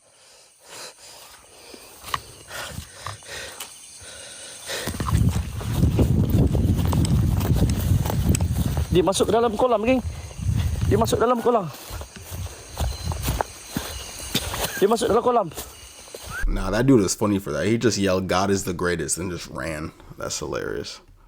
Just when I thought I heard about all the worst cults in history, this one had to come and blow them out of the water. This is Colonia Dignidad. They were a German torture cult hiding out in the Chilean wilderness after World War II, aka Yahtzees. And to show you how terrible they were, let me tell you a story. Now, as a quick reminder, if you want more info, you can check out the podcast. The leader of this cult was a known child abuser, and he wanted more Chilean boys to be brought to him. So he started a hospital in the community and used it as a trafficking system to get more children. One day, a young Chilean boy choked and was rushed to the hospital. And right when he got there, a nurse scooped him up, brought him to a room, and saved his life. But later that day, his sister arrived and asked a nurse when she could pick him up to take him home. And the nurse responded that they needed to monitor him for a few more days, which is pretty suspect in a choking case. So a few days later, she comes back and she's like, "Okay, can I get my brother?" And the nurse tells her that he's not there anymore. And this is because the hospital had lawyers on staff that were drafting up adoption paperwork when young boys would come in. The cult was able to legally adopt boys in the community without the parents' consent, and the parents had not enough money to do anything about it. There are so many more stories about this place, and I had never heard of it before, so make sure you check out this week's episode for more info. Horror movie facts that will haunt your nightmares. Part 2, Coraline.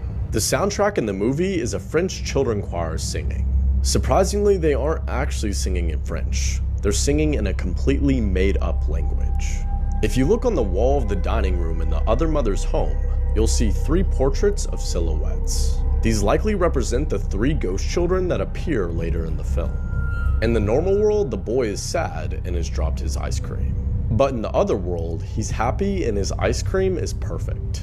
On the back of the chair above where Coraline's doll sits features a small flower-shaped pattern. And this flower is almost exactly like the one on the back of Jack Torrance's chair in The Shining. The Welcome Home cake features a double loop on the O. And according to graphology, a double loop on the lowercase o means that the person who wrote it is not telling the truth. But on the cake, there is actually only one double loop, meaning that Coraline is welcome, but she is not home. In a now deleted post on Instagram, Selena Gomez made a story where she was crying about the people being deported from America, and the US government has now responded to it.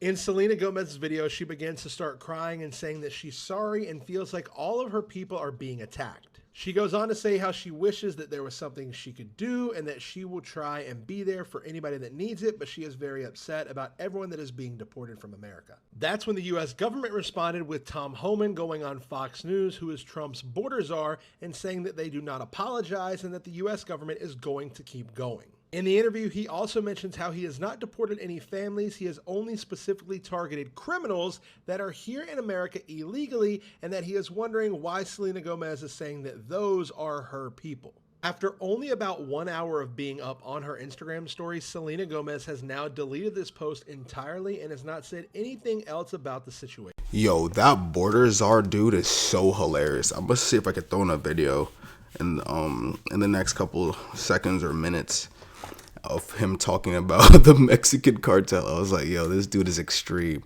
I mean, for situations like that, you need dudes like that. I don't even know why Selena Gomez is crying. Does she even watch the news? He didn't say he's just going to deport everyone and anyone. He said he's going to deport the illegals, like in terms of people that are causing disruption in the country. Like, just imagine a huge house party that I'm hosting, right?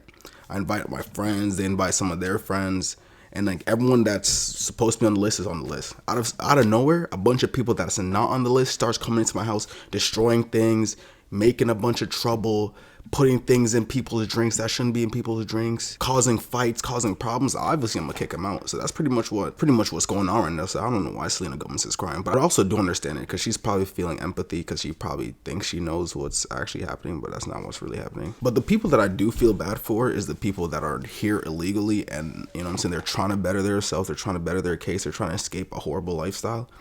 And the people that come in and just destroying the country is making it bad for those people that are actually here trying to better themselves, you know. Those are the people I genuinely feel bad for. And I think those are the people that Selena Gomez are crying for, but at the same time, I feel like a good amount of the people that are here are also criminals, so we can't have that. That's how you destroy a country.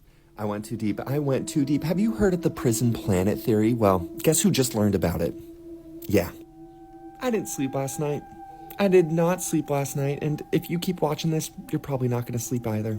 So here I am, minding my own business on Reddit when I found Escaping Prison Planet. And for the next 3 hours, I dove too deep. Here's the gist of it. Essentially, we're all trapped here on Earth. We're all trapped here, and everything we know about, you know, like all the religions that believe in reincarnation, all these different things, yeah, we keep coming back to this Earth because there are astral beings that are harvesting our energy, and they are trapping us here. Sounds crazy, right? Sounds crazy. Well, let's get into the details. Apparently these beings that are controlling us are these reptilian beings that you always hear about. Well, let's dive into it, you know. In Jainism and Hinduism, they have Nagas, half human, half serpent. The Aztec Empire talked about a serpent-like god that they called Quetzalcoatl. And don't tell me if I pronounced it right or wrong. I don't care, okay? Surely 2 instances, right? This is just a coincidence. African shamans talk about the Shitari, and it is a race of reptilian beings. The Hopi Indians in North America had the Sheti, which translates to snake brothers. Chinese, Japanese, and Korean legends all talk about the Kappa. And Gnostic texts, which if you don't know about the Gnostics, Gnosis just means knowledge, and basically what the Gnostics believed was after Christ died, you have to have particular knowledge that would save you. Well, the Gnostics, yeah, they believe in archons, which are parasitic entities that feed off of us. We're doing okay? We doing okay? So the question is why? What are these beings doing? Why are they here? Apparently, they have been involved from the foundations of human history in manipulating us, creating this soul trap, harvesting our energy. And what this theory proposes is essentially that light a tunnel that many people have talked about that have had near-death experiences or death experiences. Yeah, it's just to trick us, to essentially wipe us clean, send our souls back, and start the process again. So every major form of religion talks about how we have a soul. Well, we are a soul. We have a body, right? This body is essentially a rental car. And these beings, what they feed off of, what the energy they feed off of is this low vibrational energy. So whether it's stress, whether it's fear, whether it's contention, pain, grief, jealousy, rage, all of it, anxiety, that's what they feed off of. And so they manipulate and they toy with us and they do all these things to create this energy. Now, I don't know if this is true, but that kind of describes the world we live in. It kind of describes it pretty damn well. I mean, look what Tesla says. He says, if you want to find the secrets of the universe, think in terms of energy, frequency, and vibration. What freaks me out the most is there's so many urban legends talking about these freaking reptilians. You know, that motherfucker right there is not real, right? Like, everything that's going on in freaking Miami, like I think we can all agree that there's multiple dimensions, right? People having experiences on psychedelics where multiple people will take the same thing and they all go to another dimension and see the same thing. Like, how do you explain that? How do you explain that? Explain it to me, please. I'm going way too long with this and I haven't even freaking scratched the surface. But basically, we're just all here. Life is engineered to create this low vibrational energy. And what happens is when we die, when we go through that light tunnel, we're tricked into thinking, hey, you need to go back to Earth. There's more you need to learn, or there's karma you need to resolve, or, you know, there's a higher purpose that you need to do. And we come back and it's the same thing. Listen, I'm a very spiritual person. Very spiritual. I believe all of us as humans are connected. I believe you look at every major world religion and there's commonalities, and that it's because it stems from this eternal knowledge. But this freaking scared the crap out of me. Because what if it's all just engineered to trick us? Anyways, I can dive deeper if you guys are interested, but if you're not, whatever. I'll just be sitting up at night, not being able to sleep. That's crazy. I've actually thought about that before. I was like, what if we're just on some Matrix shit where they're just harvesting our bodies as energy or our souls as energy, and we just tap in to like this almost like a dream state. That makes sense. Like if you ever watched The Matrix, you know what I'm talking about.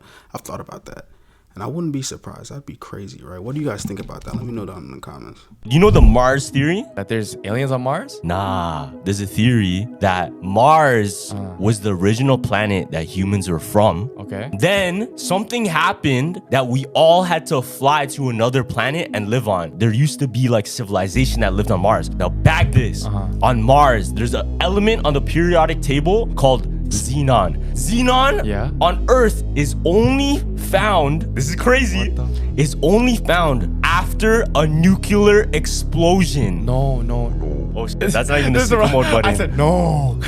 What the hell? And it goes hand in hand now. What if on Mars there was a nuclear warfare, destroyed the whole planet, but people were able to escape just in time, landed on Earth, and they had to restart from nothing. So we are the aliens. We're the aliens. What the hell? Yeah. It's real shit. Like this element's called xenon. It's prominent after nuclear explosion. I'm not gonna lie, I remember them saying somewhere that Venus and Mars look like what our planet would look like after like many years after a nuclear explosion, so I wouldn't be surprised. The laziest country in the world is super relaxed. In this country, people are so chill, they don't even pick up money from the ground. That country is Switzerland. Switzerland is one of the richest countries with high living standards. People earn a lot and work less. Most Swiss people only work 3 days a week. Education from kindergarten to college is free, and healthcare is covered, so no one worries about hospital bills. Saving money, most Swiss don't even think about it. They prefer to enjoy life and spend freely. Swiss banks are famous, but most of the money there belongs to foreigners, not locals. Here's the crazy part. In Switzerland, if you're a legal resident, you get 2,000 Swiss francs, $2,200 every month, even if you don't work. Some people don't even bother to pick up that money. In 2016, the government tried making payments mandatory, but 70% of the Swiss protested, saying they didn't need the government's help. So does this country make you want to move there? I was such like a Switzerland ad. It was like, it was like, here are the facts about it was like, here are the famous facts about our country. So do you want to come here now? Like, I mean, that's cool, but like, I need to know more than that. A couple of you guys said you guys like my beanie, so I tagged it, and it should pop up somewhere here. If you do like it and you do end up buying it from my channel, I do get a percentage. So if you like it, buy it. 5 Mexican college students were kidnapped in Lagos de Moreno, Mexico, after attending a festival. They were abducted by a group associated with the Jalisco New Generation cartel. The victims were lured into a meeting under the guise of a fake job offer for private security positions, a tactic used by the cartel to recruit new members. After their abduction, a horrifying video emerged, showing the students being brutally tortured and murdered. One of the students was forced to attack and decapitate his childhood friend. The video depicted the gruesome scene inside an abandoned and graffiti-covered property. Authorities later discovered human remains, including charred skulls, at this location. Witnesses reported that armed men kidnapped the students, and their families lost contact with them after the abduction. It's worth noting that the call center where the victims initially sought employment was allegedly operated by cartel members, who used fake job offers to force individuals into their criminal organization. Those recruited were often given dangerous tasks, such as working in areas where rival cartels operated. The victims came from various states in Mexico. As of now, no arrests have been made.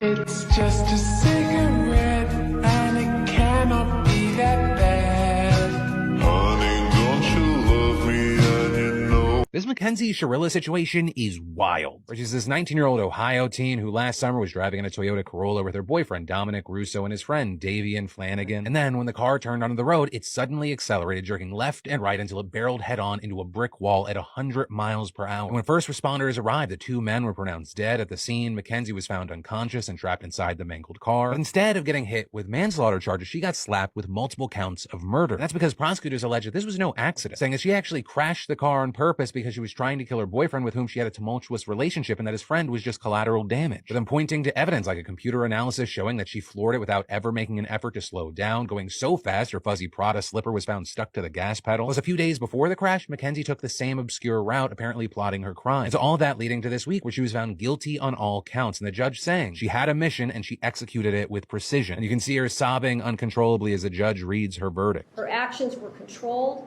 methodical, deliberate, intentional, and purposeful. Crazy risk to take. Either she definitely wanted to hurt herself with the dude, because I'm just like, dude, if you wanted to take someone out, why take yourself out with them? Unless you want to go out too. You know what I'm saying?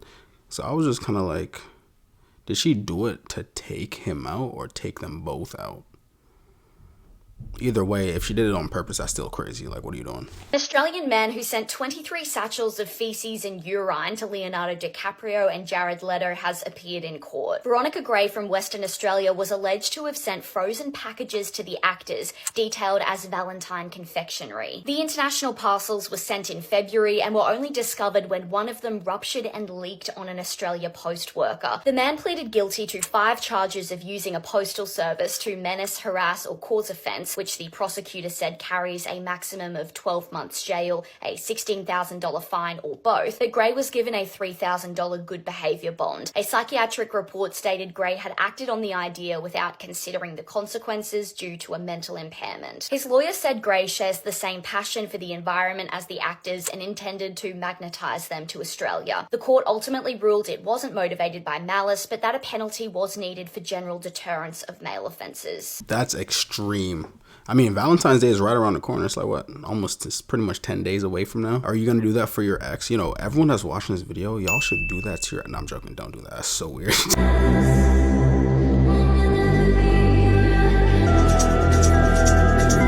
2 words, buckle up. 29-year-old Christine Chubbuck did something on live television that traumatized an entire community. Hi, my name is Ethan, and here's everything you need to know in under 1 minute. Christine was hired at a news station called WXLT-TX, and she was later given her own show called Suncoast Digest, where she talked about recent crimes. A little bit about her: she was severely depressed and tried to unalive herself in 1970, but failed. She even made several comments on air about taking her own life, and her news partner just awkwardly moved on. On the morning of July 15th, 1974, she confused her coworkers by saying that she had to open up for Suncoast Digest, which she normally did not do. Immediate and complete reports of local blood and guts news. TV40 presents what is believed to be a television first. In living color, exclusive coverage of an attempted suicide. She then drew a weapon, unalived herself, and the broadcast rapidly went black. Bother you, they never bother me. I will be showing the video, but nonetheless, hi, my name is Ethan, and here's everything you need to know in under 1 minute. In September of 2017, 31-year-old Laura Wallen vanished into thin air. Her boyfriend Tyler Tessier had played the part of the worried boyfriend desperate for answers. However, he was living a double life. He had a fiance, and he feared that Laura would expose her pregnancy. The night of her unaliving, Laura texted her friend and stated, "Tyler has taken me to an open field in Damascus. I'm not sure why we're here, but it's in the middle of nowhere." Her body was found a few days later. Sam and Colby eventually uploaded a video where they were in the same area at the same time, and they captured a woman begging for help. Here's the video. Did you get that? Yeah, I got that. Somebody is screaming. Someone's screaming bloody murder. Whoa. Guys, what the you hear that? Yeah. What do you guys think? I'm pretty sure I've seen that video before, but that's insane. Imagine you're in the woods and you heard that. Oh, nah. Like, what would you even think that is? Because sometimes you hear something like that, you're like, oh, it could be a deer or like a coyote having a fight or something. I mean, nah, you definitely could tell the difference between like an animal and a human scream. So you definitely might have knew it was a human. At 911, what's the location of your emergency? I just got hit by a train. Okay, where are you? I'm off the path of the park in downtown Melbourne. Okay, were you walking or were you driving? No, I was walking. Okay, but you're okay? Like, you sound like you're... No. Okay, are you still on the tracks? No. Is there anybody around you that you can... I don't see flag down? No. Okay, hold on a second. I'm going to try and figure out where you are, okay? Okay. And you're off the track, correct? Yes. Okay. How old are you, sir?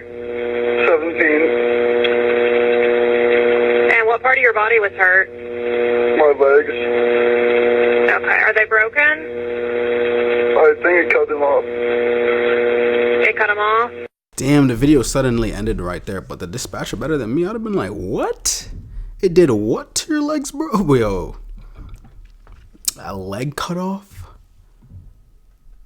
They both sounded so like relaxed and calm. It was weird. Like that was a little bit like what? Like I feel like he should have been freaking out a little bit more, but good for him for like staying cool that both, I think both his legs are gone because he said legs instead of leg. 911, what is the location of your Oh, emergency? please. Hello? I had a boa constrictor stuck to my face. Ma'am, you have a what? Boa constrictor. You have a boa constrictor stuck to you. It's a house. I'm outside with it. You're outside with a boa constrictor stuck to your face. Yes. Okay. I just rescued it yesterday, please. You arrested the boa constrictor I yesterday? rescued it. You rescued it. Okay. Stay Yeah. all right, stay on the line, please. Ma'am, I've notified the ambulance. Is the Please, honey, get it on my nose. Ma'am, I've notified the ambulance and the fire and the police department. So the boa constrictor has a hold of your nose? Yes. Can you pry its jaw open if you pinch No, its I'm jaw? trying. There's blood everywhere. Okay, and his jaw won't open? No. Okay, how big of a snake are we talking, ma'am? She's like 5.5 feet. 5.5 feet? And you said you rescued it yesterday? Yes, I rescued two. You rescued two. Is the other one put away? Yes. Okay. All of my snakes are put away. For a sec, I was like, what is a boa constrictor or whatever she was saying? And I was like, oh, a snake? You're bugging. I remember one of my like last videos. I think it was like probably 5 to 10 videos from this video. I was like, moms love to like save or like go up and pet really. There's a word I'm looking for. Like, I guess you could say like domestic animals or something. Cause like, why are you saving a snake, dude? Like, let the snake do its thing. I'm being honest. Maybe boa constrictors aren't like actual bad snakes. I mean, I don't know, but from that video we just heard, it doesn't really look like it. Scariest videos I found online. We bet you can't watch the whole video. The last one scares me. A woman is hearing weird noises in her home. She goes to investigate. This is what happens.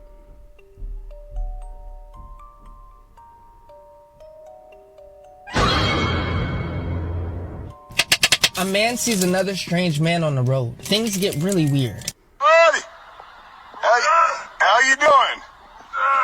Oh, just some cruisers, man.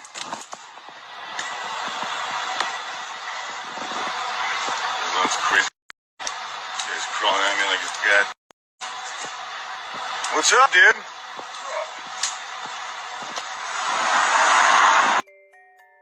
Let's say that this thing grabs you and says it won't let you go unless your third act leaks all the photos on their phone right now. Let me know who it is and let me know if you think you're saved or doomed. A man hears something in the drain cover and decides to check it out. This is what happens. No, yo no sé.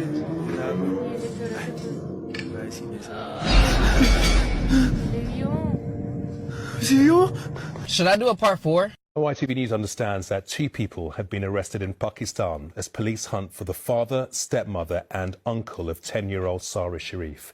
She was found dead in a property in Woking earlier this month. Sejal Karia has been following the case. And Sejal, just talk us through how this police investigation is progressing. Well, it's now been almost 2 weeks since Sarah Sharif's body was found alone at the family home in Woking in Surrey after her father made an emergency call to Surrey police from Pakistan's capital, Islamabad. Officers then found the 10-year-old with extensive injuries, which the police said had been caused over a long period of time.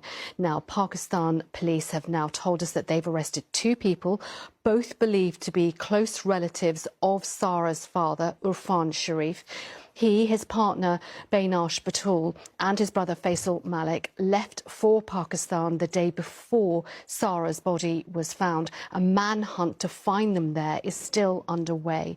We've been told that the arrests were made by Pakistan's Federal Investigation Agency late last night in the northeastern city of Jhelum, and that the 2 relatives have been taken to a secret location for questioning. Inquiries, we understand, are also underway to locate and speak with Bainash Batul's family, who are believed to be in the city of Mirpur, about an hour's drive from Jhelum. This is breaking news about Rudy Farias, the Texas teen who went missing 8 years ago and was just found. Apparently, he was never missing, and said his mother was holding him hostage. Rudy reportedly said that his mother forced him to play daddy, drugged him, manipulated him, and abused him the entire 8 years he was missing. A lot of information was just released about an hour ago at a press conference, but let's go back to 2015. On March 6th, 17-year-old Rudy Farias was last seen walking his 2 dogs in northeast Houston. His mother said he never returned home, but they found the dog safe. Authorities and volunteers searched for him, but they couldn't find him. Rudy's mother, Janie Santana, told police that he suffered from depression and PTSD since losing his brother in a motorcycle accident in 2011. A year before Rudy disappeared, his father, who was a Houston police officer, was facing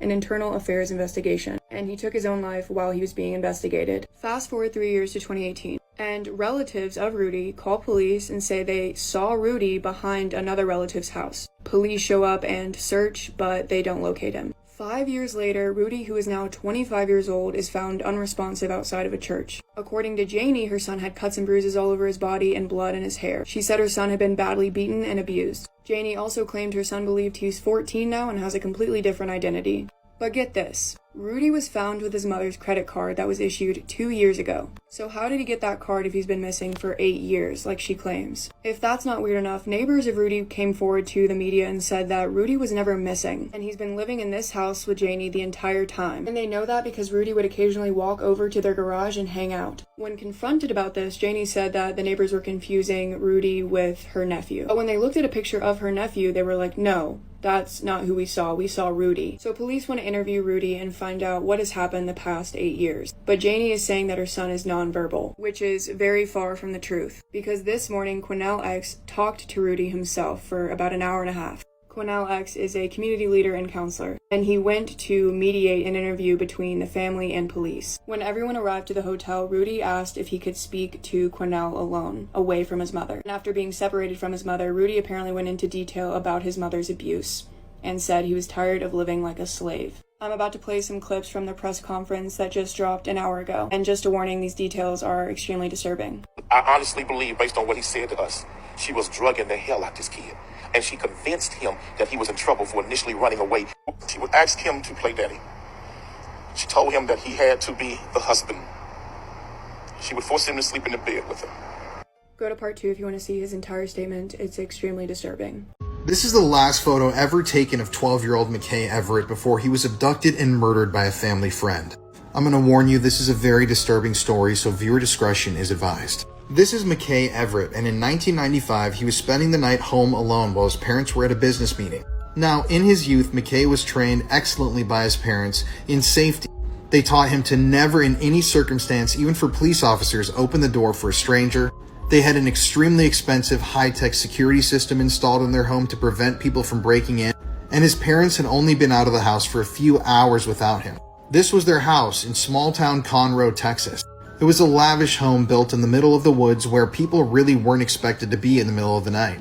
But when McKay's parents, Paulette and Carl, called home to find out how their son was doing and no one answered, they began to grow gravely concerned.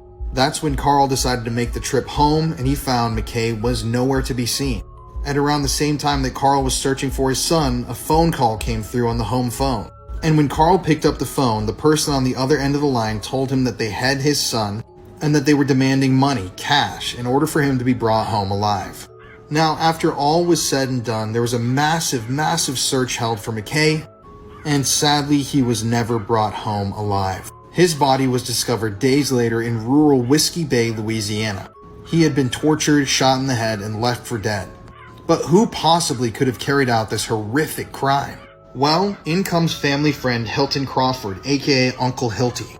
Now, Hilton Crawford was a close friend of the Everetts. He knew the family very, very well. And in fact, his wife taught school at the same elementary school that Paulette, McKay's mom, taught at. Like I said, Hilton Crawford was close friends with the Everetts, and young McKay even called him Uncle Hilty. And that's why people assume when Hilton came to the back door of the Everett home on that fateful night in 1995, McKay opened the door. There's absolutely no way that McKay would have ever expected that this man who he knew so well was about to abduct and murder him. So after removing McKay from the back door of the house pictured here, Hilton took him and started driving. That's when this woman, Irene Flores, placed the ransom call. Apparently, Hilton Crawford had paid her some money and said that he was about to come into a lot of money, and all he wanted her to do was place this call for him. And while all this was going on, young McKay was stuffed into the back of Hilton Crawford's car. Now, eventually Hilton brought him out to Whiskey Bay, and that's where the murder took place, and nothing was ever gained from any of this. Obviously, Hilton Crawford didn't make a cent from this horrific crime, and he was sent to prison and eventually executed by lethal injection in the early 2000s.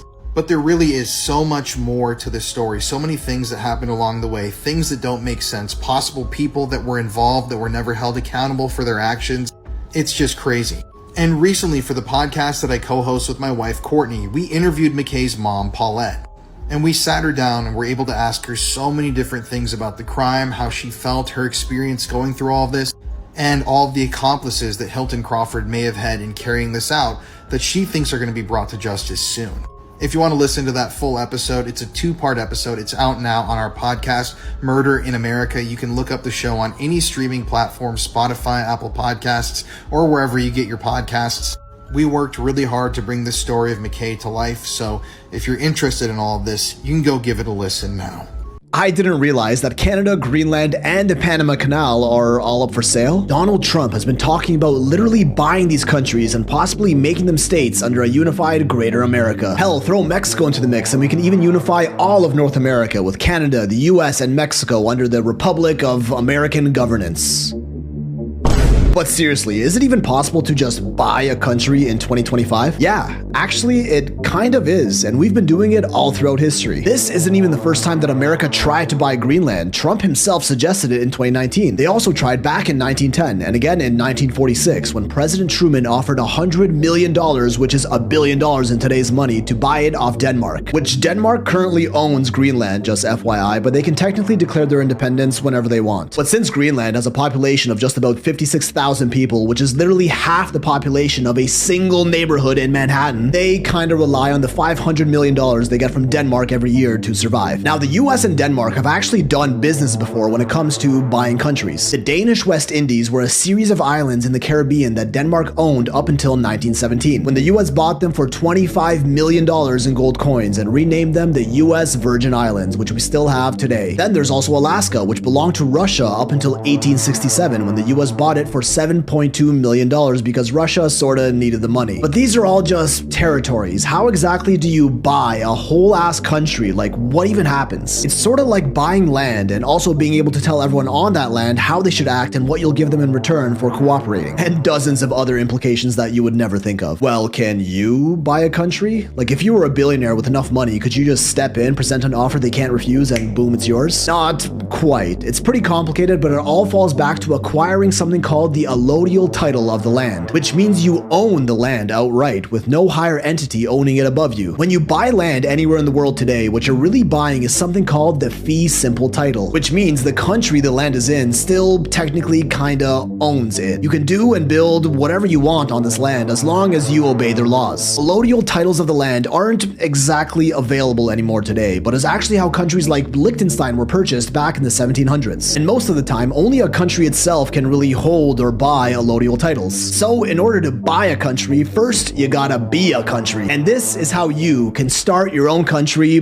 legally. The first thing you need is land. And we already have our first problem. If you look at the world, you'll see that pretty much all land has already been claimed by other nations. Since you can't really buy any of these countries until you are your own country, the only other way to claim any of this land for yourself would be by force, aka invade. Even if you have enough money to fund a guerrilla military force to invade a small country, let's focus on doing this peacefully. In this case, we can look for tiny areas of land that lay on the border of two different countries that neither of them claim, also known as terra nullius, Latin for nobody's land, and is actually how the micronation of Liberland was formed, a section along the border of Croatia and Serbia that neither of them claimed. There's also the region of Bir Tawil between Egypt and Sudan, which remains unclaimed to this day, but it's a barren wasteland of sand with no no water, so good luck with that. You can try to claim a part of the Mary Bird Land in Antarctica, which is technically unclaimed, but you'd be breaching the Antarctic Treaty, which will lead to complications. Despite that, Antarctica actually already has a few micronations of its own that people have tried to claim. The Duchy of Campania, the Grand Duchy of Flandrensis, and West Arctica are all real Antarctic micronations, but none of these are taken very seriously. But I'll show you how your country can be. We can go remote, super remote, and there are actually many islands in the Pacific Ocean that remain unclaimed to this day that you can try to take for yourself. Given how far and isolated they are, it'll be quite difficult to bring any required goods and services there to set up basic infrastructure, so again, good luck. We can always build our own country, as per Sealand, a micronation off the shore of England that consists of a platform on 2 pillars in the ocean. As long as you're at least 12 miles past the shore of any other country, you're technically in international waters and are good to go. Either an oil rig type base like Sealand or even a floating nation on an enormous barge, which surprisingly no one has done yet. If you happen to have an extra $1 trillion laying around, you can always just buy dirt and pour it into the shallowest part of the sea to physically create your own island from scratch. Or if you have the time, you can always wait a couple 100,000 years for volcanoes to form new islands in the ocean and claim that. You can always go the Atlantis route and build a city directly on the sea floor. Although I'm not sure if our technology is there yet, there aren't any laws that say we can't. Well, there are your options. Once you have your land, you can move on to step 2, establish a permanent population, which there are technically no minimums for how many people are needed to start a country. The micronation of Forvik on a remote island near Scotland has a population of about 4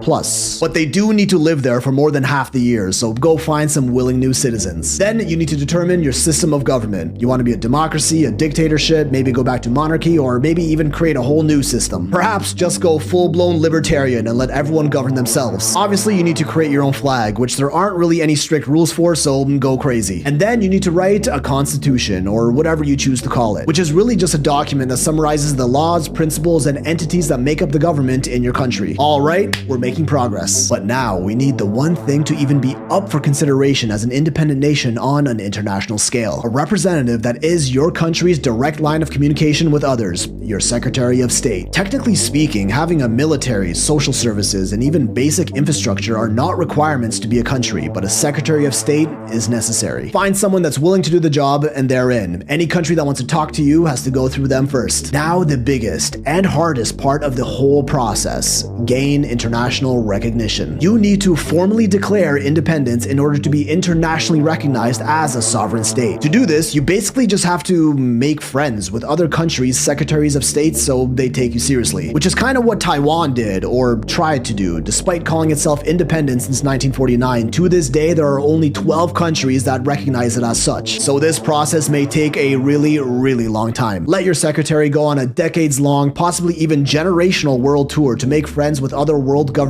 leaders to build your case. Then when you have enough people who like you on your side, you may want to consider joining the UN for further credibility. To do that, you just need to write a letter to the Secretary General of the UN to request membership. Literally, that's all you need to do. You can easily find the mailing address online too. If you win at least a 2/3 majority vote by the Security Council, which are these 15 countries here, and you only have to win over 10 of them, congrats, you're in. You're now part of the UN. Now, you don't have to be part of the UN to be an independent nation, but it sure helps your case. The end goal here is just to be recognized by other real countries as being your own independent nation. As there are small countries like Vatican City, Taiwan, and Kosovo that aren't part of the UN, but are still globally recognized as sovereign states by at least one other major country. This process is called diplomatic recognition and requires an official spokesperson of a country to make a statement and say they recognize a country as independent. In essence, an invite-only club where you need to get referred by a member of the club to join, and that's all it takes. There are actually many micronations around the world, like Liberland, West Arctica, and Sealand. The problem with these is that none of them are formally recognized by any other country, except often by each other. So they're missing that final and crucial step of international recognition in their journey. But after all this, if you finally manage to start your own country and gain that coveted international recognition, we can buy a country, right? You just need a couple $1 billion to even start discussions on buying the smallest country there is, and likely no one will take your offer seriously. Even if a government somehow agrees to sell you their country, then you still need to gain the approval of the people living there to complete a peaceful transfer. And that, my friends, is how you can buy a country.